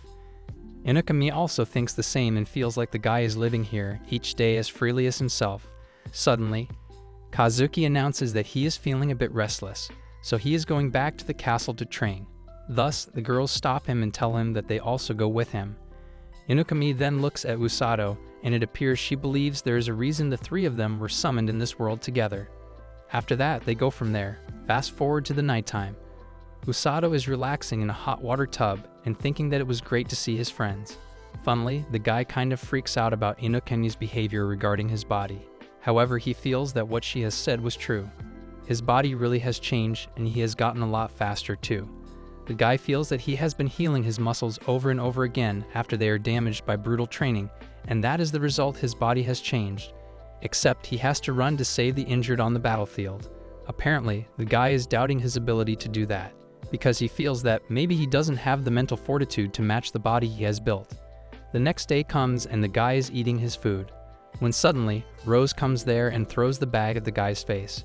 She then orders him that they are going out today. The other guys around him seem worried about the guy, as they think that the time has finally come. After a while, Rose is standing in front of a guard. Funnily, the guard is looking scared of the girl, as he scaredly asks her what she's doing there. Thus, the girl informs him that she wants to show her subordinate the outside world. The guy then scaredly goes away to open the gate. Seeing her powerful aura on people, Usato realizes that the girl just has to stand there to scare someone. Afterwards, they go outside of the city. While they are walking, Usato asks the girl where are they going. Funnily, the girl tells him to shut up and follow her. After some time, they finally reach the cliff. The girl informs him the forest down there is also known as the Darkness of Linger, and it's infamously teeming with monsters. Surprisingly, Rose orders the guy to go down there and tells him to not come back until he hunts down a grand grizzly. Usato starts panicking because blue grizzlies only turn into grand grizzlies after living 100 years, and it appears they are really dangerous. However, the girl didn't get fazed by his panicking, as she tells him that he should be able to take one down easily. Funnily, the guy reminds her that all he has done is to run, so he doesn't know how to fight. Surprisingly, Rose lifts the guy easily with his backpack. Meanwhile, Usato is trying to free himself. However, Rose suddenly throws the guy like a football into the forest. The following day, the sun is shining brightly in the sky, with smudges of clouds on the side.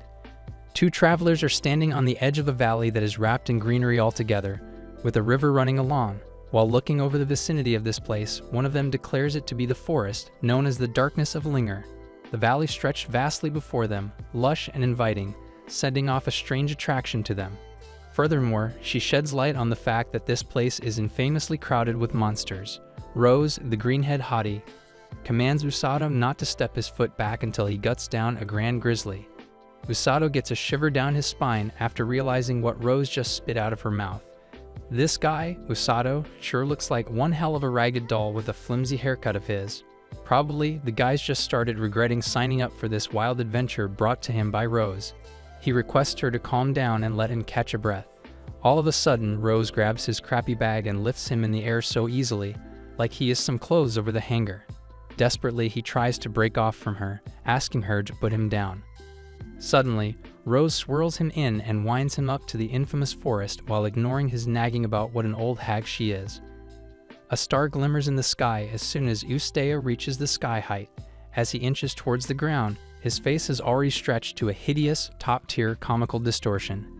Panicking to the greatest degree as he gets closer to the ground, he thinks he is going to fall into his grave at this rate. Getting closer to the ground, he imagines how his death will reach everyone. A pitiful subordinate, Usato Ken, gets thrown by the rescue team captain, Rose, and ends up dead in the darkness of Linger. Then he says that his life is not a joke, but a sudden green light envelopes his body and glows through his skin. Looks like this guy thinks the Wakanda Forever pose is gonna give his ass enough strength to bear this fall. Oh wait, it did. Usato Ken finally finds the courage to use his magic under his control. With green light glowing through him, he suddenly flips himself in the air and lands with his hands touching the ground first. He takes a long sigh of relief while sitting on top of his grassy graffiti. Then he thanks God for his safe landing. Anyone would speed dial the god for a quick check-in if a green hottie tosses you like a seed in a watermelon. Afterward, he heals his hands himself while looking over to see where he is.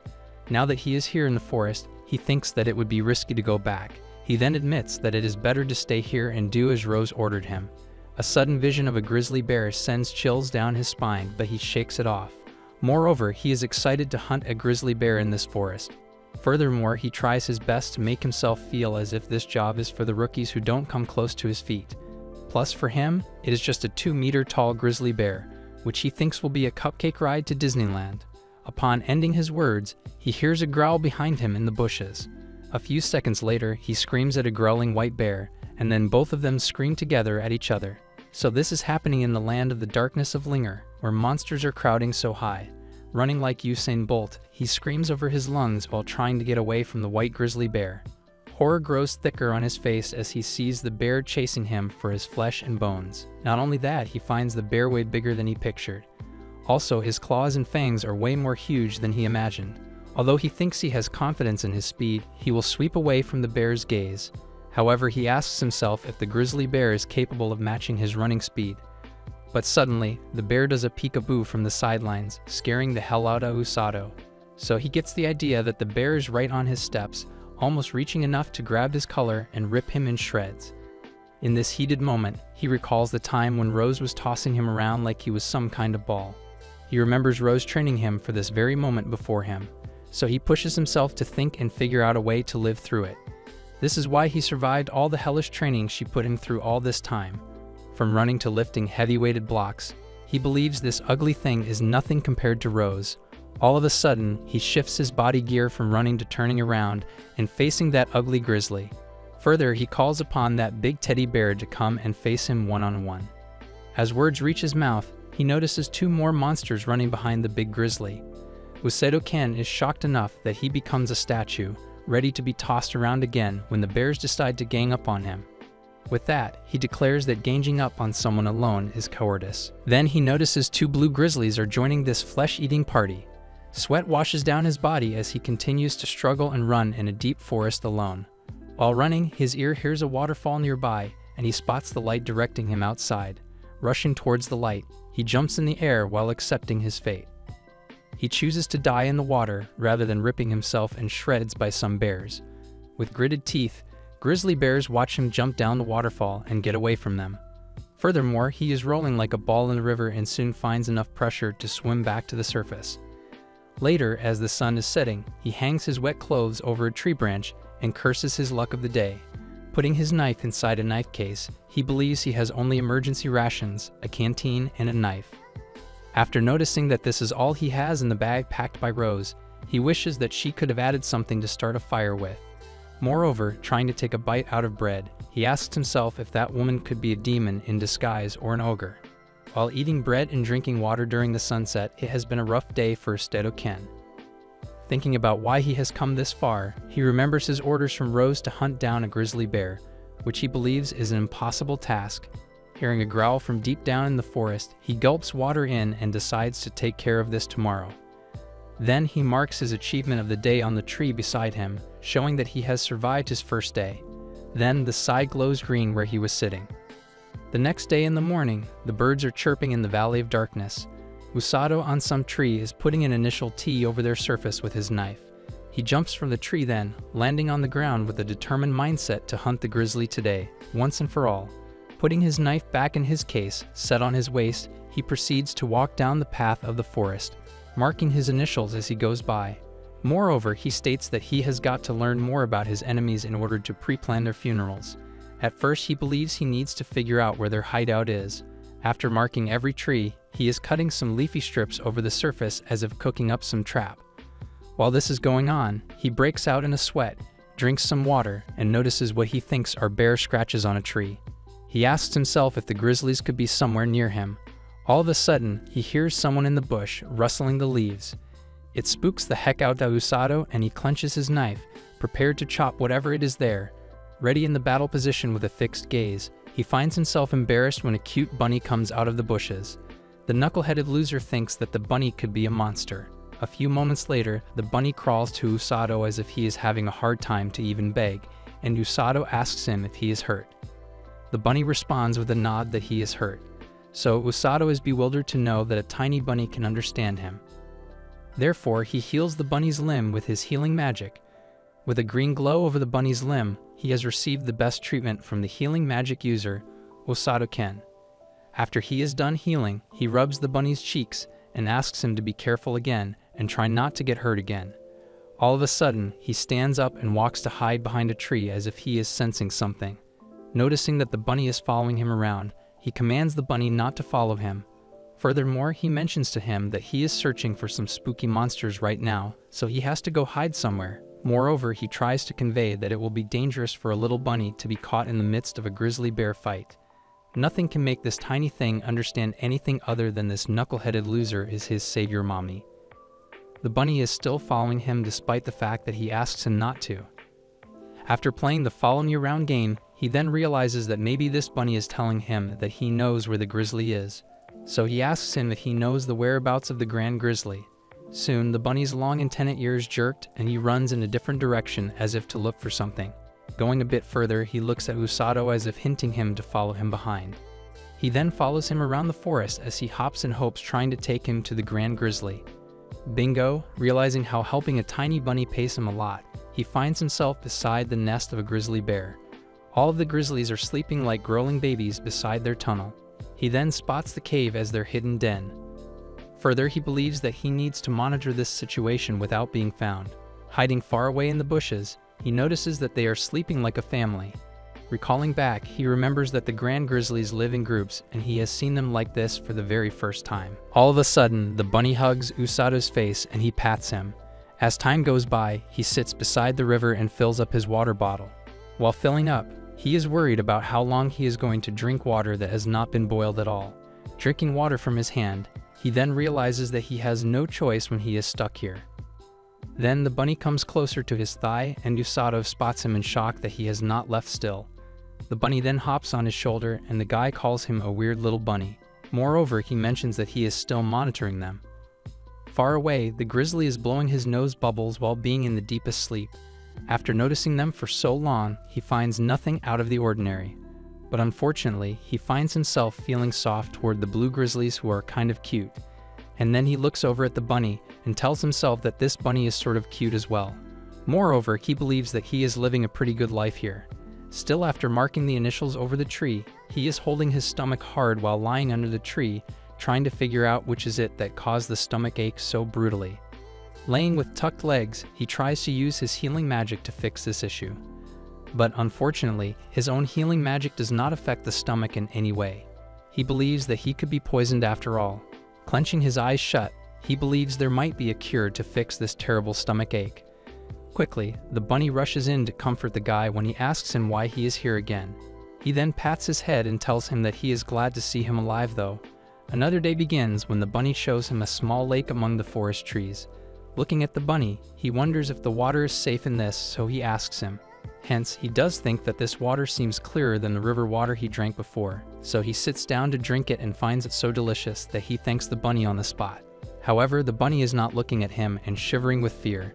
He asks the bunny what is wrong with him. His gaze fell above the tree where the bunny sits.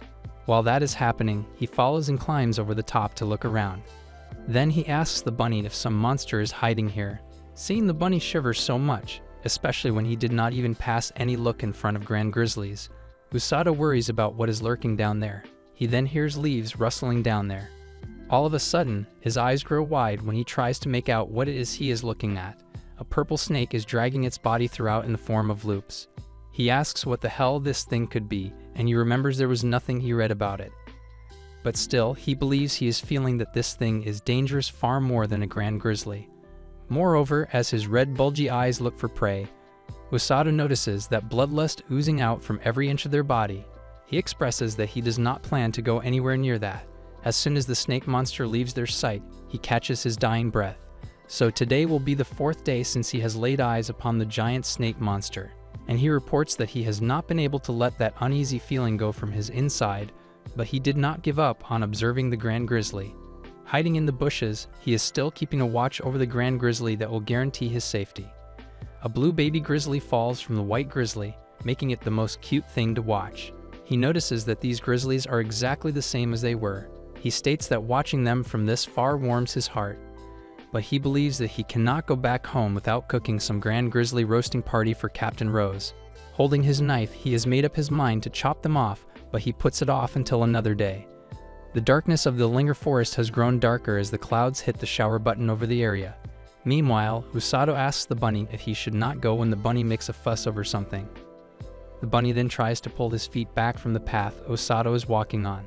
Seeing the bunny put so much effort into such a tiny body, he honors his hard work and sits down. Furthermore, he mentions that he will stay till the rain stops over this tree and asks the bunny if it is good enough. The bunny then nods. Afterward, as the sky gets cleared up slowly, he is prepared again to battle the grizzlies and finally run off home. Moreover, he has planned to kick their butts and hand them over the stick as a trophy for Rose. Walking to the battlefield, the bunny hops on his shoulder and he realizes that this tiny thing has come again to change his mind. However, he tells him that he cannot stop him today, and he has to hunt down the grizzlies to finally get out of the forest. The bunny gets sad and jumps away from the guy, but Usato continues to walk ahead. But as soon as he reaches the ground, he finds grizzlies slit open and butchered over the ground, bleeding to their deaths. Incapable to piece this together, he asks himself what the hell is going on here. Seeing the grizzlies slaughtered like a couple of tiny dogs, he thinks that Rose is going to be furious enough to make him her pet. He expresses that she will kill him when she sees that he has let someone else steal his prey. Noticing the bite marks over their bodies, his instincts remind him about the giant snake monster with red bulgy eyes. He is sure that the monster was not into eating the grizzlies but only liked tearing them apart. Just for the sake of killing, he has massacred a bunch of grizzlies, and this is how frightening that giant monster is. All of a sudden, he gets spooked when he hears a rumble far away from a moving rock. As the rock falls to the ground, Usato's gaze falls on the blue puffball, which seems like jumping down the ground. As the puffball seems to get closer, it becomes clear to see that it is the grizzly's child who is trying to nudge his mother to wake her up. Seeing this tragic incident, he is worried about losing to a giant snake monster in defeating a few grizzlies. But also seeing this terrible sight, he remembers that he hates losing to Rose as well. Not only that, he also spent quite a lot of his days planning a perfect trap to hunt the grizzlies down. But he hates that dumb giant snake monster stole his quarry, and he toured his nerve for nothing for so long. Clenching his knife, he mentions what he hates the most despite everything else, is seeing a child crying over his parents' brutal slaughter. Seeing this brutality, he tells the little grizzly that he will avenge the death of his parents, so just wait for him here. Afterwards, somewhere back home, a guy comes and asks for Usato's whereabouts. He gets to know that he is out for training in the dark forest. Furthermore, he mentions that Usato has been there for the last 10 days. The guy asks the Baldi it is a bit of a long adventure for Usato-ken alone. As confused as they are, he tells them he doesn't know anything except the fact that the boss is the one who decides everything. The Baldi asks the guy for confirmation beside them, who is trying to peel the potatoes, to which he adds that the boss is not present at the moment, and they are not aware of what is going on. The red-haired guy, Kazuki-kun, and the black-haired woman, Suzune, find themselves confused in the middle. In the vastness of the green field, as they both walk down the hill, the Suzune tells Kazuki-kun that he gets awfully stressed when it is about Usato-kun. To which Kazuki stops and turns to face his senpai, telling her that she should be worried about him as well. After carefully thinking about it, Suzune states that she cannot be honest with her opinion on this matter. Furthermore, she mentions that if Rose is making him do this all, then it is going to be fine. Realizing what Suzune said, he does believe in Rose picking the right decision. Moreover, Suzune tells him that she has faith in Usato, that he will soon come around, and his comeback will be hale and hearty. Realizing how much Suzune believes in Usato, Hasuki quickly mentions that he does believe in him too. Afterward, Usato in the forest is munching on the bread so far and peeling the wood as well. He continues to drink water from his bottle. Then he proceeds to do stretches and exercise, preparing himself for a great battle. Putting his small knife beside him, he makes a spear weapon out of wood and asks if the bunny is going to take him to the snake. The bunny is scared to even think about the snake, but Usato demands to show him the way only and then he can run away fast. So the bunny nods and agrees to show the way. He continues his training on the side of the river and also follows the bunny in finding the giant snake monster. Further ahead, he is shocked to see the giant snake at the same spot he left him. He remembers that he told the cub to stay here and now he is dangerous due to him. The giant snake is hissing towards this blue puffball. Looking at his eye, he remembers Rose's eye and anger, and he thinks about the order which was given. He has slowly drifted apart from his goal. Even so, he believes that this monster is really dangerous and his eyes are as terrifying as Rose's are. But even then, he believes that there is nothing spookier than Rose herself. Mustering up the courage finally, he jumps to attack that giant snake. When he thinks it is his chance, suddenly the snake comes right in his face as he is about to slash him in half. As the snake tries to bite, he finds an opportunity and strikes the wooden spear in the snake's red, bulgy eyes. The blood splashes outside, and when the snake screams in agony, he throws him on the side by his tail. Trying to heal himself, he asks the snake if this is all he has gotten. Determined to give his finishing blow, he takes out his knife. The giant snake jumps to come closer to attack Usato, but he thinks that it would be perfect if he attacks from where he is blinded, so the right side. Dodging the snake's attack, Usato jumps higher, but suddenly, the snake bites his shoulder as if it is chips for him, with half of his knife stuck in the snake's inside. Furthermore, he notices that he used his own blinding eye spot as bait to lure him out. With his shoulder stuck in the snake's mouth, he remembers that his knife is still half lodged inside, so he pushes it inside even further. As the blood spills over the ground, the snake loses and falls back in shock.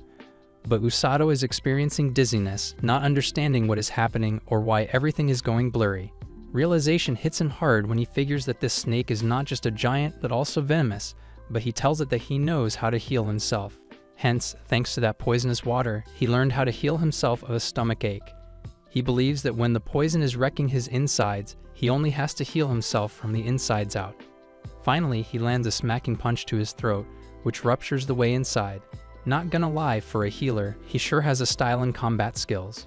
Furthermore, he rips the snake into shreds and pieces with the help of the little cub slashing the snake with his nails. After conquering the giant snake, Usato is lying on the ground beside the snake, catching his breath, wondering if Rose will accept this. But right now, he is so glad that he finally took care of something bigger than a plain old grizzly. Then Blue Puff Grizzly runs his cheek against his, to which Usada replies that he has finally taken revenge for this little guy.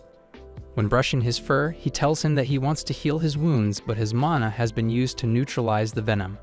Moreover, he is unable to move a single muscle because he is exhausted. All of a sudden, the bleeding giant snake wakes up again and glares with his red, bulgy eyes, sending fear down Usado's spine. He cannot believe what he is seeing, and he cannot move even if he is trying his best to. The cub is trying to help him pull out of this miserable situation, but he shouts at the cub to run away. Seeing the snake about to attack and eat both of them alive, his gaze widens.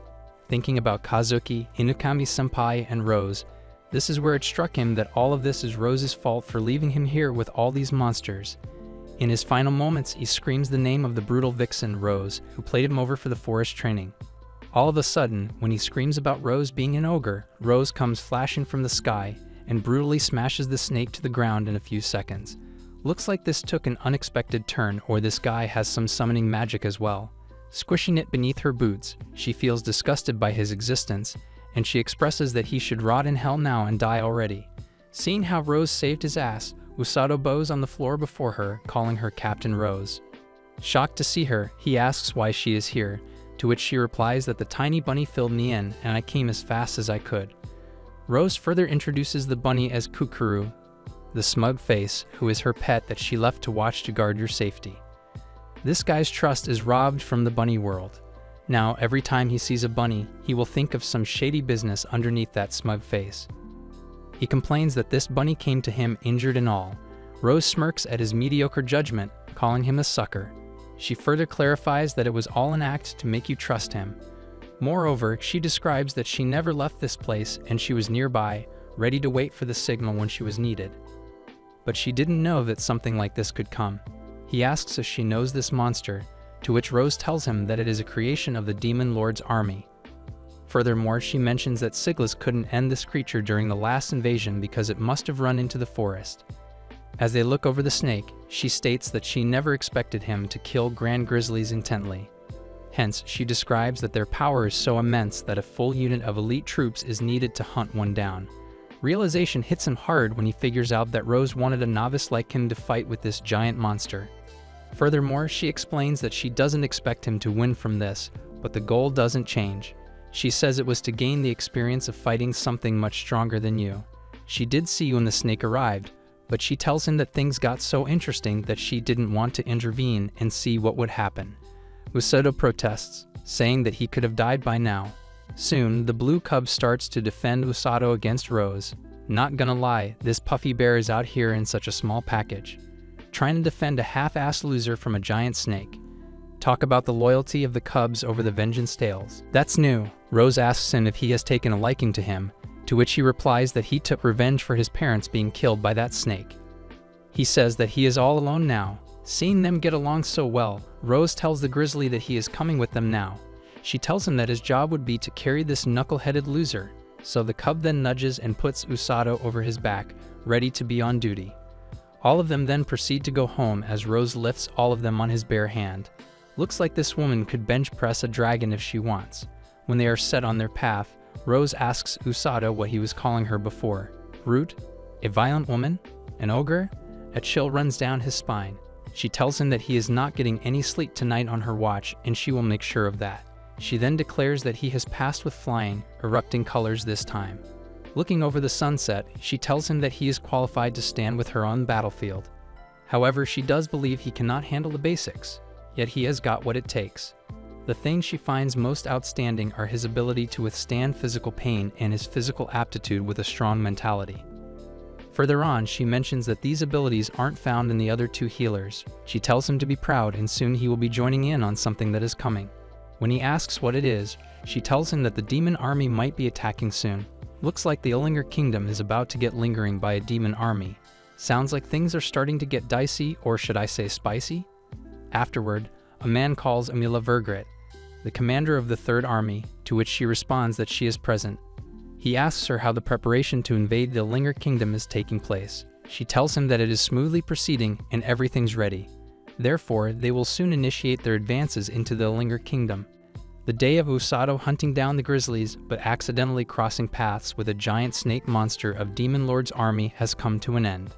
Captain Rose, who helped him take down that fuzzy old snake, is standing before the sunset. As the wind rustles through her gorgeous green hair, she finally reveals her awaited fear. She declares that the demon army is on their move to attack soon. Shaken to hear this news, Usato confirms that the war is going to erupt while sitting cross-legs behind her with his new companion, the young grizzly. When to fear when you have a blue puff grizzly to rescue you. A dash full of cuteness-induced enemy distraction is gonna take them all down to the sweet old hell. Furthermore, she states that as per his abilities and today's status report on his resilience, she wants him to be on the front lines. This guy on the front lines? Looks like we're about to have a front row seat to this show. From what I hear, it's gonna be somewhere between sword slashes and crispy popcorn fun. She expresses how he is better at equipping physical pain and a strong mental state better than the other two healers. Therefore, she tells him that he has passed the test to be one of the frontliners to heal the wounded.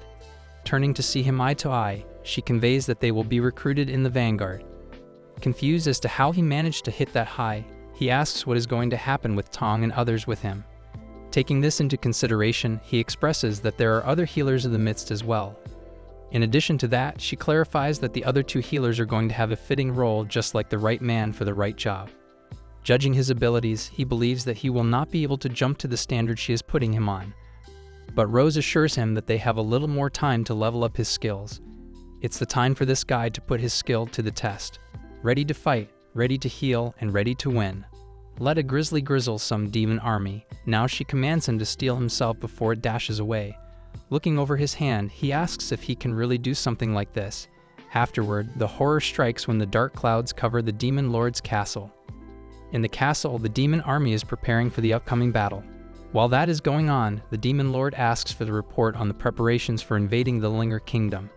He is informed by the short, red-headed commander that it is going as smoothly as it is expected. Furthermore, she informs him that their units are done preparing for the Linger battle. She declares that they shall soon leave and initiate their advances toward the Linger Kingdom. This makes the Demon Lord happy, and he entrusts 3rd Army Commander Emila to lead the troops further on from here. To elaborate further, he expresses that they have managed to slip through their grasp before, despite their past successes. Taking her life into consideration, he states that he wants to see her absolute efforts, although she doesn't need to battle to the grave. Bowing to her Demon Lord, she promises to do her best. Seeing how she is ready to put her life on the line, he tells her that she is as serious as always. Then he dismisses her, permitting her she can go now.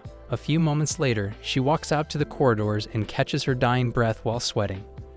The presence of the Demon Lord is enough to take someone's breath and soul away. Someone spots her panting heavily and asks if Commander Emila got so worked up before the Demon Lord. She turns to see someone coming from the shadows. A man with white hair and glasses appears to be mocking her panting. Glaring at the demon doctor from a distance, she commands him that if he is so free to mock others, he better pay attention to his work. With that, he asks her to forget that weird nickname already and go with his proper name, Hyreluk.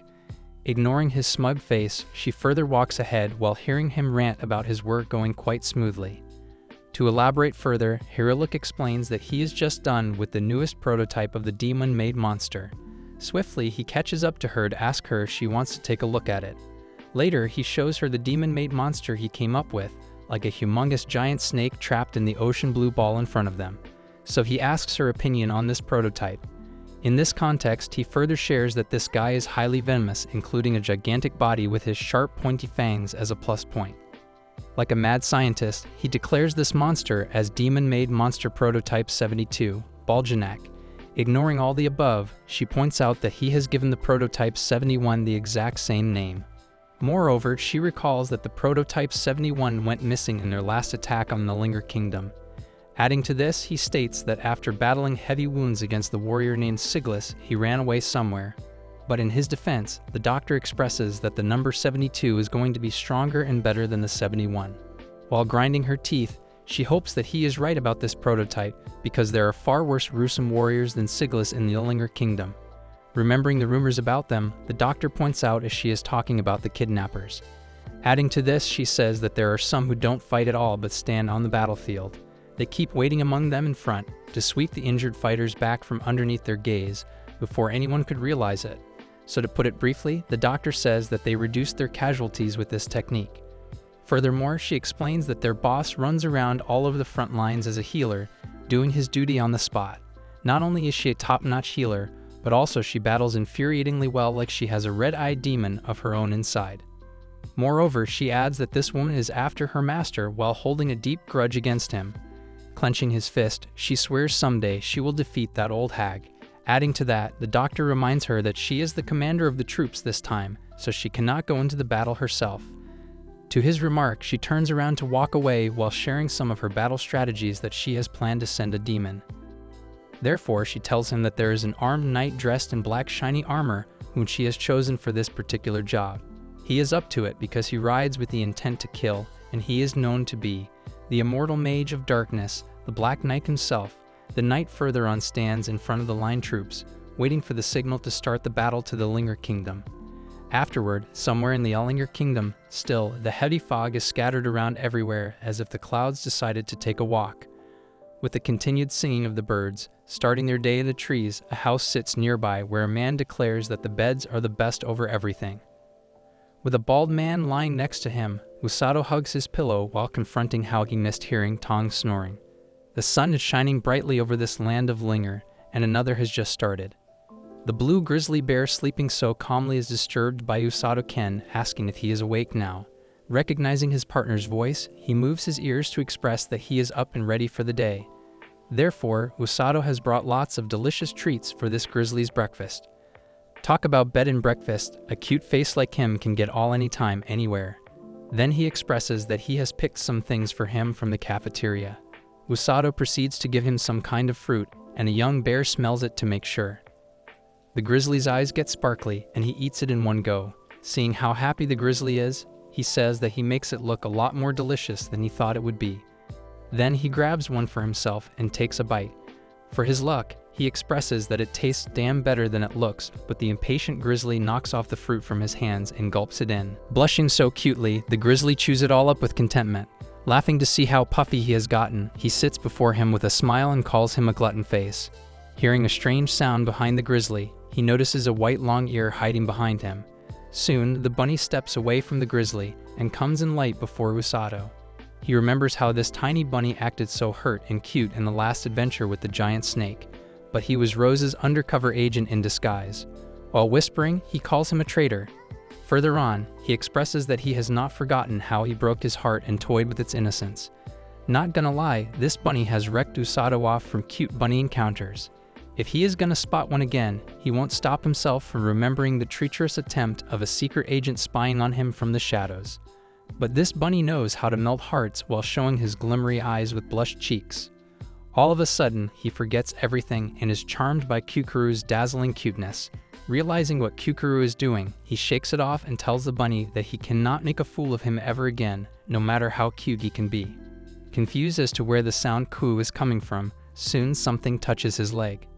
He looks down to see Kukuru snuggling with his leg, and Usato fights the urge but fails. Frustrated, he then decides to share some of the food with the bunny as well. Blushing with content, Kukuru then sits beside a grizzly munching on the fruit happily.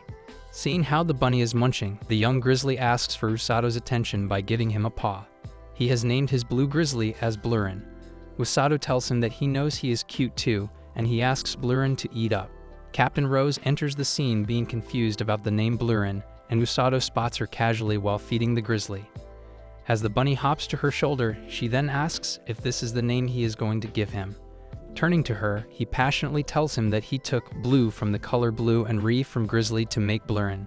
He then expresses that it is a pretty good name according to him, while asking Rose if she thinks the same. Hence, he then feeds another fruit while calling Blurin to open his mouth.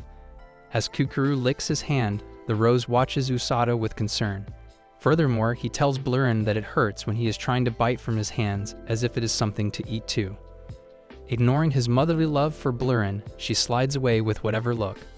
Moreover, she conveys that she has reported the grizzly bear to His Majesty, and they have been permitted to keep Blurin as property of the rescue team. Shooting a glare at the bear, she then tells the grizzly that he can stay, but he has to earn his stay and his keep. Sweat washes over the young bear, and he gets scared by Captain Rose while hiding underneath hay.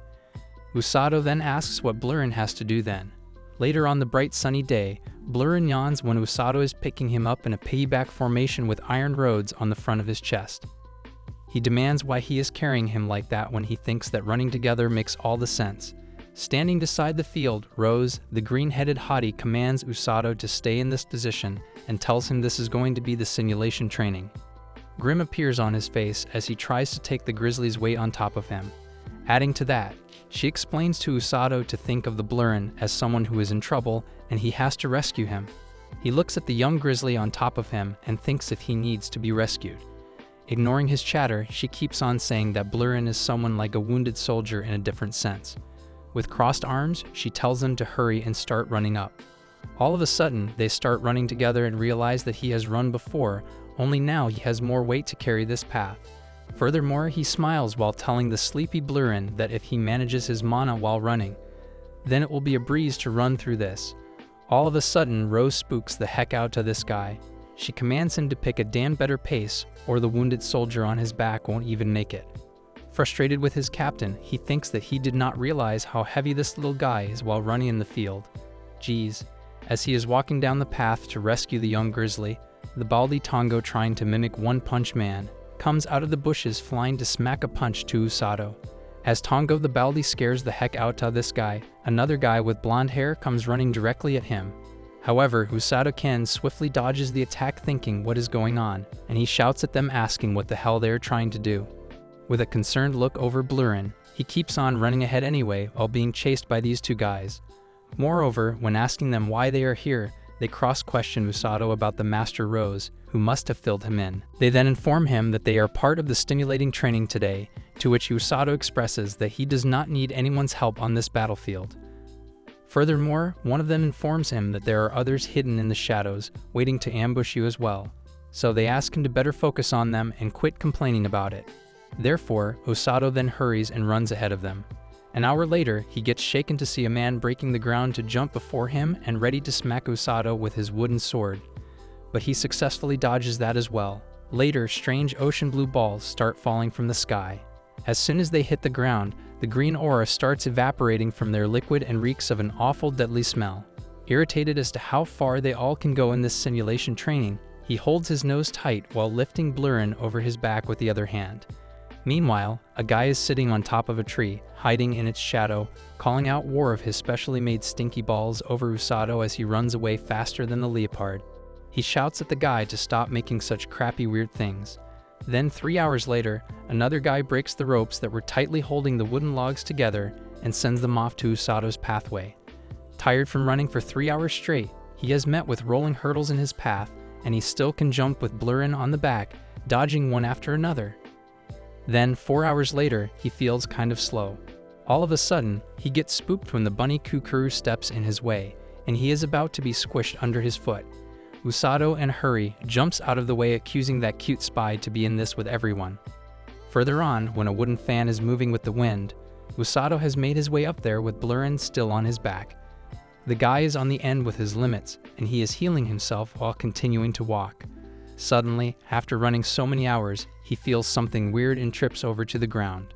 Blurrin then snuggles with his face and is worried about him, to which he says thanks to the grizzly while lying in the field, trying to catch his breath. He then expressed that he thought he could manage this training for at least half a day. Soon, Rose steps in, informing them that this is the limit you should notice of your endurance on the battlefield. Moreover, she mentions that humans get fatigued and exhausted while handling emotions like fear, impatience, and nervousness. To elaborate further, she mentions that is why he keeps on running out of energy and strength faster than normal. On the question of what he should do then, she shoves her hand on his face, telling him to shove it in his butt and get used to it while healing his exhaustion. Adding to that, she then asks him to obtain mental fortitude and the ability to be decisive and not halt in the face of fear and trouble. He then holds his head while sitting and thanks her a ton for healing him. In this context, she keeps on adding that once his mana has been restored back to its original state, he is ordered to spend his all afternoon running around the castle town. Startled to hear this, he asks if this applies to having Blurrin again on a piggyback formation. She turns to tell him that it is obvious he must. Later in the castle town, everyone is caught off guard with the person running around with a sleepy grizzly bear on his back. there are continuous whispers of what the heck is going on in the castle town. Seeing a blue grizzly, some of them are scared as to what is happening. Irritated by the commotion, Usato thinks he knew this could happen. He feels that young Blurren may look cute and docile, but he is still a monster to these people. One of them expresses that now she has taken a good look in size and relief, they spot Usato as part of the rescue team. Realizing this, the people take a sigh of relief. Blurren's nose-like dog picks off a smell that is enough to break his sleep. He then taps his shoulder to ask Usato to go over to the fruit section. A woman is selling that green fruit that Blurren likes. Usato apologizes that he doesn't have money to pay for it, but he still asks what these fruits are called, to which that woman replies that these are the kingdom's specialty, peffles. Upon requesting another question, he asks why everyone is calm when he is carrying a monster on his back. She then reminds him that he is part of a rescue team, looking at his clothes. Furthermore, she tells him that she sees people like him running around the town all the time and hardly anything scares them, thanks to the team. However, he thinks about how scary their faces are. No wonder they have gotten used to seeing monsters now. Then he is about to go ahead when the lady asks him to take one peffle for a treat. While thanking her for her generosity, as soon as gets it in his hands, Blurren eats his hands with the peffle. He then scolds him for having bad manners and sees off the nice old lady. Later, a blonde with kitty ears, Amako asks the granny if that is someone from the rescue team. Watching over the bright sky, Usato tells Blurren to meet Kazuki and Senpai, since they are near the castle grounds. When they are running towards the castle, a blonde guy spots them running and runs after them while calling out to stop. When Usato is thinking if Blurren will be allowed inside the castle, a man behind them keeps asking them to stop for a moment. He then tells Blurren that maybe they will refuse because the king lives in that castle too, but they might reconsider seeing how cute Blurren is. The blonde guy keeps on calling him when Usato is finding excuses to get Blurren inside the castle somehow. After some time, the guy trips over and both of them look around to ask if he is okay. Later at the end of the stairs, Usato is healing that guy's injuries and asks how he feels now. Apologizing for the trouble, he then tells him he feels a lot better now.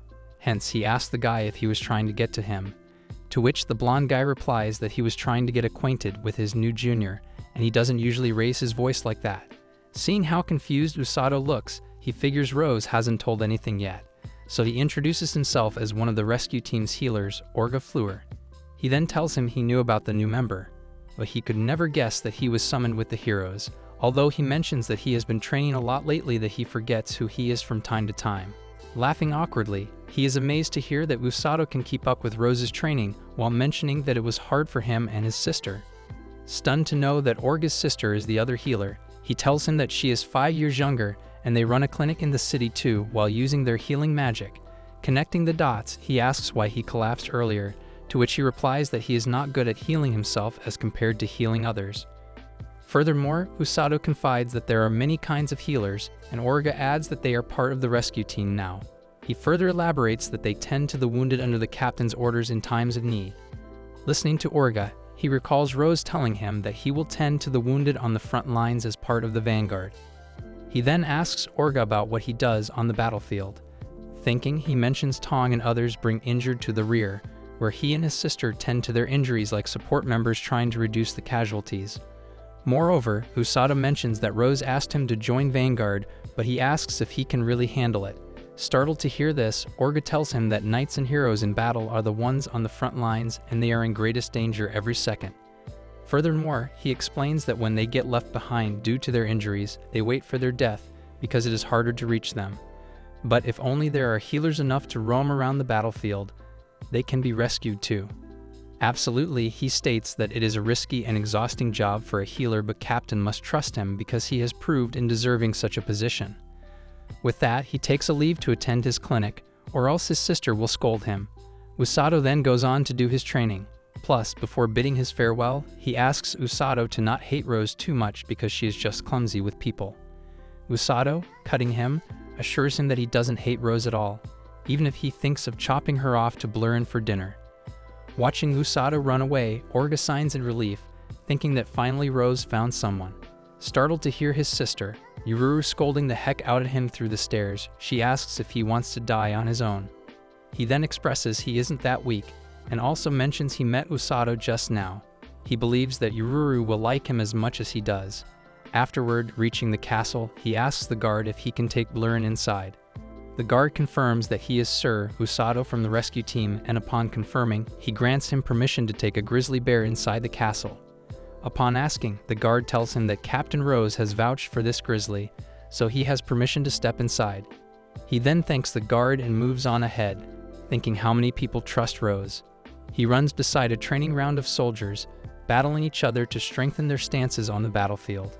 As he goes further, he spots Senpai battling with another soldier, and she is quick to spot Usato-kun. She asks what's this fluffy blue thing on his back. He then introduces his blue grizzly cub, called Blurren, to her. Further mentioning that when he did survival training in the Yellinger Forest, there he found this bear. He looks over to see if Inukami-senpai is paying attention to his stories, but she is staring at the fuzzy balls on the ground. Hesitantly, she asks Usato if she can touch this thing. He assures her that Blurren is super rammed and is friendly. He asks her to touch him. If he bites, he can heal her. Startled to hear, she tells him that sometimes he says scary things. But upon touching and claiming animals love her, Blurren knocks her hand away. To save her from embarrassment, she says that she is savoring the feeling of its toes. Then he asks her to call his name, so she asks Blurren to be friends with her, but he bites her hand instead. Smiling awkwardly, he tells her that he must have a tainted soul. But suddenly, Blurren bites his hands, making it comical. She then asks him of having a tainted soul too. Later, she tells him it's been a long time since she has seen him. Looking over her hand, she mentions that she got overzealous in handling swords during training. He takes her hand and heals it for her. Blushing, Senpai asks if he has come to see her today, to which he replies that he has come to see her and Kazuki as well. Turning away, she believes that his super honesty is his only flaw. Furthermore, she tells him that Kazuki isn't here, but outside the kingdom. Moreover, she mentions that he went to gather experience in battling the monsters with sigils and others. Later, while riding the horses, Kazuki asks Commander Siglis if it is true that the Demon Lord's army is going to attack soon. Nodding, Siglis tells him that he is sure they are ready to present more powerful forces than last time, but he adds that they have him and Dame Suzune. Adding to that, he mentions having a raised morale of troops due to the two new heroes joining their sides this time, so victory sides on them. Further ahead, they battle with the wolves together. Later, Senpai mentions that after Kazuki, it is her turn to gain experience, and Usato sees she is going to have fun. She wishes he was worried about her, but not a half-ass worried. Then he bids farewell to Senpai, holding Blurren on his back. She then lifts her sword, thinking how frank they have grown together. Later, seeing everyone working so hard, all because the day of the battle with the Demon Lord's army is drawing nearer. Since they're going to the battle, he wants to be there for them, so he will work hard to stand among them. Back home, he recalls he could only admire people who could do things he could never do, but it's not the same anymore. Afterward, at night, he puts Blurren to sleep and watches Rose standing outside alone. Rose then asks him how his training was, and did he get used to the grizzly's weight. He then tells him that he has been training for a little longer, and has gotten a bit used to it. Usato then asks something she said about yesterday. He then confesses that he barely survives the giant snake, so he mentions that he was honestly scared of Demon Lord's army approaching soon. He didn't want to step foot there until today. He found something stronger that could scare home even more. He says that he cannot kill anyone or fight with them, but he will rescue Kazuki and Inumaki-senpai, or anyone that needs help, because he declares he is part of the rescue team. With that, she smiles and walks to him, while fist bumping his chest. Showing how proud she is, she tells him together they will save lots of people and knock out the would-be martyrs, and bring them to life. Not only that, but they will snatch the wounded from underneath that enemy without them realizing it. She then looks him in the eye and tells him that together they will keep those at death's door alive even if it kills them. That's the job of the rescue team. This is the time Usato Ken felt he was truly a member of the rescue team. Afterward, Rose puts a heady bag on Usato's stomach, telling him to wake up for His Majesty's message over yesterday. She then tells him to head out and join Hero Suzuna's training outside the castle. Later, as they continue their journey, Blurren throws on a reverse card, and now we get to see Usato carrying this huge beast. Looking at Blurren blowing a balloon from his nose makes Usato question the reason why he is being forced to join Suzuna's training. Because Commander Siglis and the Knights are already accompanying Kazuki. At first, Rose totally ignores him and keeps walking like she is in some sort of aided. But then the girl explains that weirdly, they have received the same request for Hiro Kazuki's training. However, she had to refuse that quest since Usato had just come back from the forest. Well, this low-key triggered His Majesty, who petitioned Rose again last night. Thus, she cannot refuse him a second time. I mean, if I had such a hottie in my kingdom, I would definitely petition against her every day. Furthermore, she tells Usato that he is going to be their healer in case of any unforeseen event. That is why she wants him to take it easy for 3 days and 2 nights. Anyways, the duo finally reach their destination, and there, they bump into Suzune, Haruko, and Korin. Suzune gets excited and surprised to see Usato joining her. She didn't expect that wimp to join up, but what excites her more is the fact that Usato brought Blurrin along with him. She believes that Usato is trying to help her get closer to Blurrin. Soon you guys will be seeing an explicit video, but not on this website for sure. Usato then clarifies that he only brought Blurrin here because he had no choice. Usato is the only one Blurrin actually likes. This somewhat pisses Suzune because she wants to be the loved one around here. Is it me? Or does Rose feel kind of jealous when Usato mentions Blurrin loving him? Anyways, Suzune then introduces the crib consisting of Haruko the Knight and Korin the Mage. What is up with the priests not opening their eyes? Although Korin respectfully greets the duo and tells them that she is looking forward to working with them. Usato then starts staring at Haruko's NPC default face. He feels like he has met him or seen him somewhere before. Thus, Haruko explains that after many episodes, he finally got the limelight, or else he normally works as a castle gatekeeper. While the small talks are going on, Rose calls the hero Suzune out and tells her that the healing magic Usato uses isn't omnipotent. Because that guy can cure poison and mend injuries, however, it is all over if she dies. That is why she'd highly suggest the gang to not overestimate healing magic and be careful while stepping into the field. Bruh, this girl just said the most obvious thing one could hear, of course. Usato is a healer, not a necromancer or something. Even Suzune takes this warning quite seriously and assures Rose that they will be careful and will avoid any dumb move. Though Rose knows that Suzune has been trained under Siglas, so in most cases, she knows that Suzune will do a great job. But in this mission, Suzune is not alone. That is why she had to warn him. Basically, Rose is pointing her finger at Usato because she has zero faith in that boy. Rose legit gives a cold stare at Usato and tells him that she has nothing to say to him. Looking at Usato being confused, which actually pisses her off more, Rose starts confronting Usato and mocks him for expecting advice from her. Thus, Usato starts sweating and he tells her that it is okay. Besides, he knows that she will just hurl abuse at him. If Rose didn't have that mommy figure, Usato would never tolerate such behavior. Anyways, Rose then walks away and tells the group that they should too start their journey. After staring Rose walking away, Suzune tells Usato that his mentor is quite strong. So this confuses the boy and he asks her what she meant by that. However, Suzune smiles and tells him that it is nothing and they should start moving. Okay, that was the cringiest e-girl thing that she could do, and I don't know why Suzune actually ran after saying that. On the other hand, we see Kazuki practicing with his sword alone in the garden. This dude needs a friend and a wooden sword, seriously. Anyways, Kazuki then gets interrupted by Cilia, who is unreasonably making a crying face as she asks Kazuki what he is doing after literally seeing him what he is actually doing. So Kazuki tells the dumb blondie that he is practicing swings, but Cilia, who is surrounded by her maids, confronts Kazuki. Apparently, Cilia has heard about Kazuki returning from the grueling training yesterday, and she cannot believe that he is back at it so soon. Cilia then moves further closer to Kazuki as she holds his arm and tells him to relax and take it easy. Whoa, this kid ain't 18 for sure, so she needs to step back. Kazuki looks at her and smirks as he tells her that he already had a full night's rest, therefore he is fine. But still, Cilia is concerned about him and asks him if he is not overexerting himself. Something weird happens, because the moment Usato lifts his arm to show her he is fine, Cilia jumps back like someone just raised the speed of her vibrator. This actually confuses the guy as he stares at Cilia falling back. She then wishes Kazuki good luck and runs away while blushing. Now back to Usato, he cannot believe that Kazuki came back that exhausted from the training. However, according to Suzanne, Kazuki was actually happy to get so much combat experience.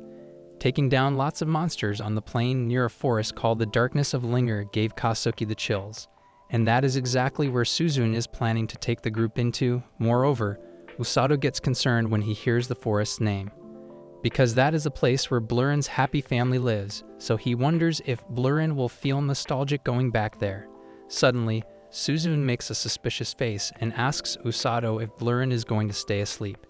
Because if that is the case, then she wants to at least carry him or pet him. But that doesn't seem like a good idea to Usato, who is being possessive.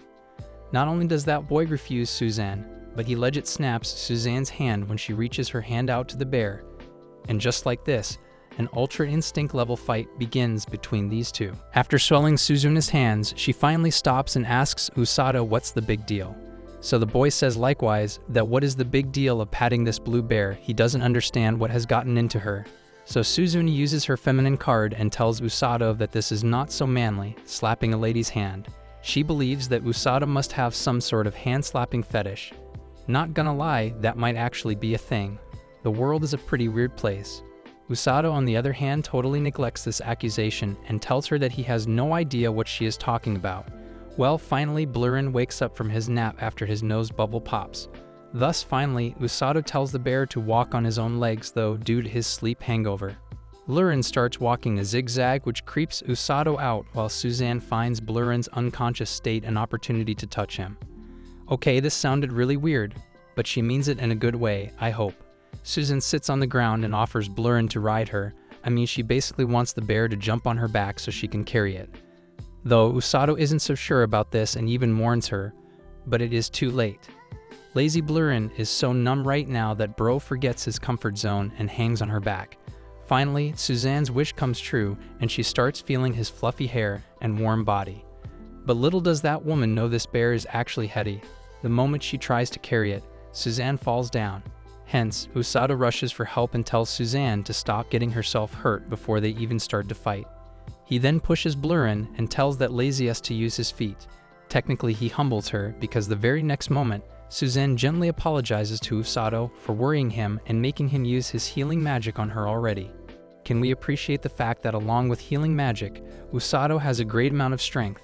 Man was legit carrying this fate-ass Blurren like it has no weight this whole time. Plus, Usato tells her that it is okay, he doesn't mind using his magic, but he wants Suzanne to be more careful.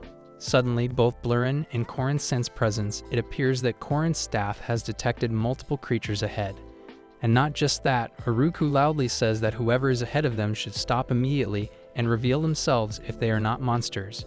Basically, he detected two people's presence. Well, it's not monsters, but it is worse, humans. Two people then come out of the bushes and reveal their intention of ambushing them after they would surround them. But now that they have been caught, they are left with no option but to fight face to face. Apparently, the group is now surrounded by a bunch of bandits. Why is there always a bald guy in those groups who does the talking? Seeing the royal knights and mage makes them think that they hit some sort of jackpot. Thus, the bandits ask them to drop all of their valuable items if they wish to live. Seriously? Seeing a group of adventurers is a plus point. And as expected, Haruku refuses, which pisses the bandits off. He reminds Haruku that they have outnumbered them and it would be wise of them to just surrender. Usato, on the other hand, is still confused and wonders if those people are bandits. No shit, Sherlock. Can't blame him. The boy expected the bandits to look more dangerous with some cool scars rather than a bald guy and a bunch of rainbow-haired people. Weirdly, Suzanne seems scared as she pinches Usato. But the boy tells her to not worry, even he can handle these small fries on his own. Turns out, instead of being scared, Susan is actually excited. Because this is the first time she has encountered real bandits. For so long, she thought that this concept only existed in stories. In a world full of magic and miracles, she didn't believe in bandits. What the heck? However, Blurren then walks further for a good view, but seeing the blue grizzly bear on their side scares the hell out of those bandits. To handle their reputation, Valdi tells the group to not worry. Besides, it is just a cub that looks unharmed. So there is no need to be afraid of that thing. Thus, the bandits get a hold of themselves and reveal that they will actually capture Blurren and will turn him into a pelt. Well, this triggers Usato, but before he can do anything, Suzanne starts to electrocute the guy who said this. Seeing their mates getting crispy worries the bandits that they might have confronted the wrong group. Meanwhile, Usato starts complimenting Suzanne for having great control over that lightning because she somehow managed not to kill that guy. So Suzanne flexes about her training and tells him that she has gotten much stronger now. This actually flattens Usato, who tells Suzanne to go all out and defeat these bandits on her own. Although he is here, she needs any sort of healing. I don't know why, but Usato even starts blushing. But hey, Baldy ain't gonna stand there and hear their chit-chat. So he commands his men to rush because he believes magic is useless in melee range. Well, guess he was wrong, because Suzanne legit stunned the whole group in a single blow. Usato, who is chicken riding Suzanne, calls her attack a human electric eel. So Suzanne tells him to stop with a cringe. Baldy then starts to whine that using magic in a sword fight is not fair. So Iruku swings his sword at him and tells him to surrender if he doesn't wish to join his boys. There, Korn reveals that she's sensing another reaction nearby, and that thing is coming their way really fast. Turns out, a great number of fall boars start running and jumping around the group. It confuses Iruku because usually their habitats are found deeper in the woods, not at the border. Moreover, these boars are crushing whatever is coming in front of them. As one of the boars is about to hit Usato, whose guard is down, Blurrin jumps for the save and knocks that boar out. Whereas Susan is trying to electrocute as many boars as she can. Looks like someone is preparing dinner. Unfortunately, one of the boars manages to get closer to Suzanne as he's about to hit her. So Usato immediately runs in front as a human shield as he hugs Suzanne. And the very next moment we see both of them sent flying by that boar. But in the mid-air, Usato manages to heal the hero so she would receive less fall damage. Let's not underestimate that hit, because Usato and Suzanne legit fell like 1 kilometer away. Worst case is, they fell right onto the edge of the forest and ended up falling down the river as they are now getting swayed with the river. As they are being carried away by the water, luckily Usato uses his brain and remembers this place because he was here before when he was being chased by the grizzly bears. But unfortunately, with that memory, he realizes that they are about to fall from a huge waterfall. Hence, he tells Suzanne to take a big breath as they are about to hit a roller coaster ride. After taking a huge fall, of course, Usato takes the whole damage and ends up knocked out, and the very next thing he sees is lying on the bank of the river while Susan is carrying him to somewhere safe. The girl tells him that she's the kind of woman who always repays her debt. But Usato tells her that it is okay now, he feels fine. Besides, this looks quite embarrassing, carrying a guy while being all wet. So Susan immediately pushes him back because she doesn't know that the boy is awake. I mean, he could have stayed that way for a bit longer, but Usato decided to act all macho. Plus, Usato explains that he's the one who pulled Suzanne out of the water, and he didn't get knocked out. Instead, he was just resting a bit. But that is there. Usato sees a cut on Suzanne's face and asks to heal her wound first. After healing her, Suzanne starts apologizing to Usato because of things turning this way. But Usato tells her to not worry, besides he's glad that they fell together. Either this kid is in love with her, or he's very focused on Suzanne's protection. Moreover, Usato explains that this place reminds him of the old days, because this is where his captain tossed him for his training. Plus, he warns Suzanne to be careful because there are tons of monsters stronger than fall boars here. The duo then realizes that they are actually stranded here. They have been separated from their group, and now they are left with no food, not even a day's worth. So Susan highly suggests to Usato that they should leave this forest as soon as possible, if it is as dangerous as he says. But the boy tells her that it is going to be dark soon and the weather doesn't look too good, so it would be wise of them to find a safe place to take shelter and then head back tomorrow morning. Nah, Usato is just trying to get her laid in the wild. Since Susan has no option but to agree with him, she asks Usato how they will find a safe place.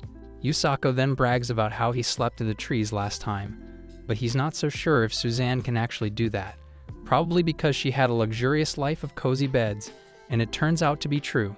Susan explains that she has never climbed a tree before, though it is on her to-do list, but she was never allowed. Seeing her sad face over this thing confirms Usato that she really is a sheltered daughter of some rich family. Well, because of that, Usato points out a small cave and tells her that they can take shelter there. Besides, it is perfect because they won't have to worry about rain there. Things start to get interesting as Usato tells Suzanne to go into the bushes and change her clothes. She blushes and asks Usato to not peek. Anyways, later, to prepare their dinner, Suzanne puts her hand in the river and uses her shock magic. Thus, a great amount of dead fish starts to float. This impresses Usato, who was concerned about the dinner. Don't know how the chemistry works here, but usually while putting her hand on the water, Susan should have also gotten electrocuted. Okay, we get it, you had daddy issues. Usato low-key understands her point of view and tells her that it is not wrong to feel that way. This surprises Suzanne because usually people would get disgusted after seeing her having such a selfish mindset. And for a moment she feels like Usato is being completely disillusioned with her, and fair enough, she won't blame him for that. But Usato tells her that he actually means it. Even though he always felt the same way, he wanted to change his mundane everyday life and his mundane self. So one way or another, he feels like he sounds the same as Suzanne's perception. In case you don't know, mundane is like an NPC. Usato then starts to open up about the time when they first arrived here. He was always worried about not getting in her and Kazuki's way. But look at him now, he is a part of the rescue team, and who thought that this healer boy would become this useful? Usato further explains that he has steeled his resolve to protect Suzanne, Kazuki, and the people of this kingdom. Even Suzanne agrees with the protecting part since she is a hero after all. And so, Usato offers Suzanne to join up as they both will save the people of the Linger Kingdom together. Even though this has nothing to do with their old world, they will protect the place they have made for themselves here. Suzanne is actually surprised to see how Usato has gotten to be so dependable. Whereas Usato says that Suzanne has become more human now. Back in the days, she was like some untouchable flower. Hearing that surprises her because she always noticed Usato being so cold towards her. Yup, they keep on talking about how they have evolved for a couple of minutes, and now they feel nostalgic to be back. Suzanne also likes how they have gotten into a closer relationship. Hearing this, Usato starts to turn red, and before his intrusive thoughts start to kick in the rainy weather, the boy tells himself not today and heads off to sleep as he says his goodnight. Suzanne gets the hint of his Eiffel Tower rising. She even starts teasing Usato for getting shy. But the boy totally ignores her and keeps pretending to be asleep as his snores get louder. Suzanne then expresses that she is glad to have this talk with him. The girl was really looking forward to it. Is it safe to say that these two don't regret getting separated from the group and ending up stranded? It then cuts to the morning where the duo continue their journey to head outside the forest. And not gonna lie, Usato has no idea about the exit, he is just following his guts.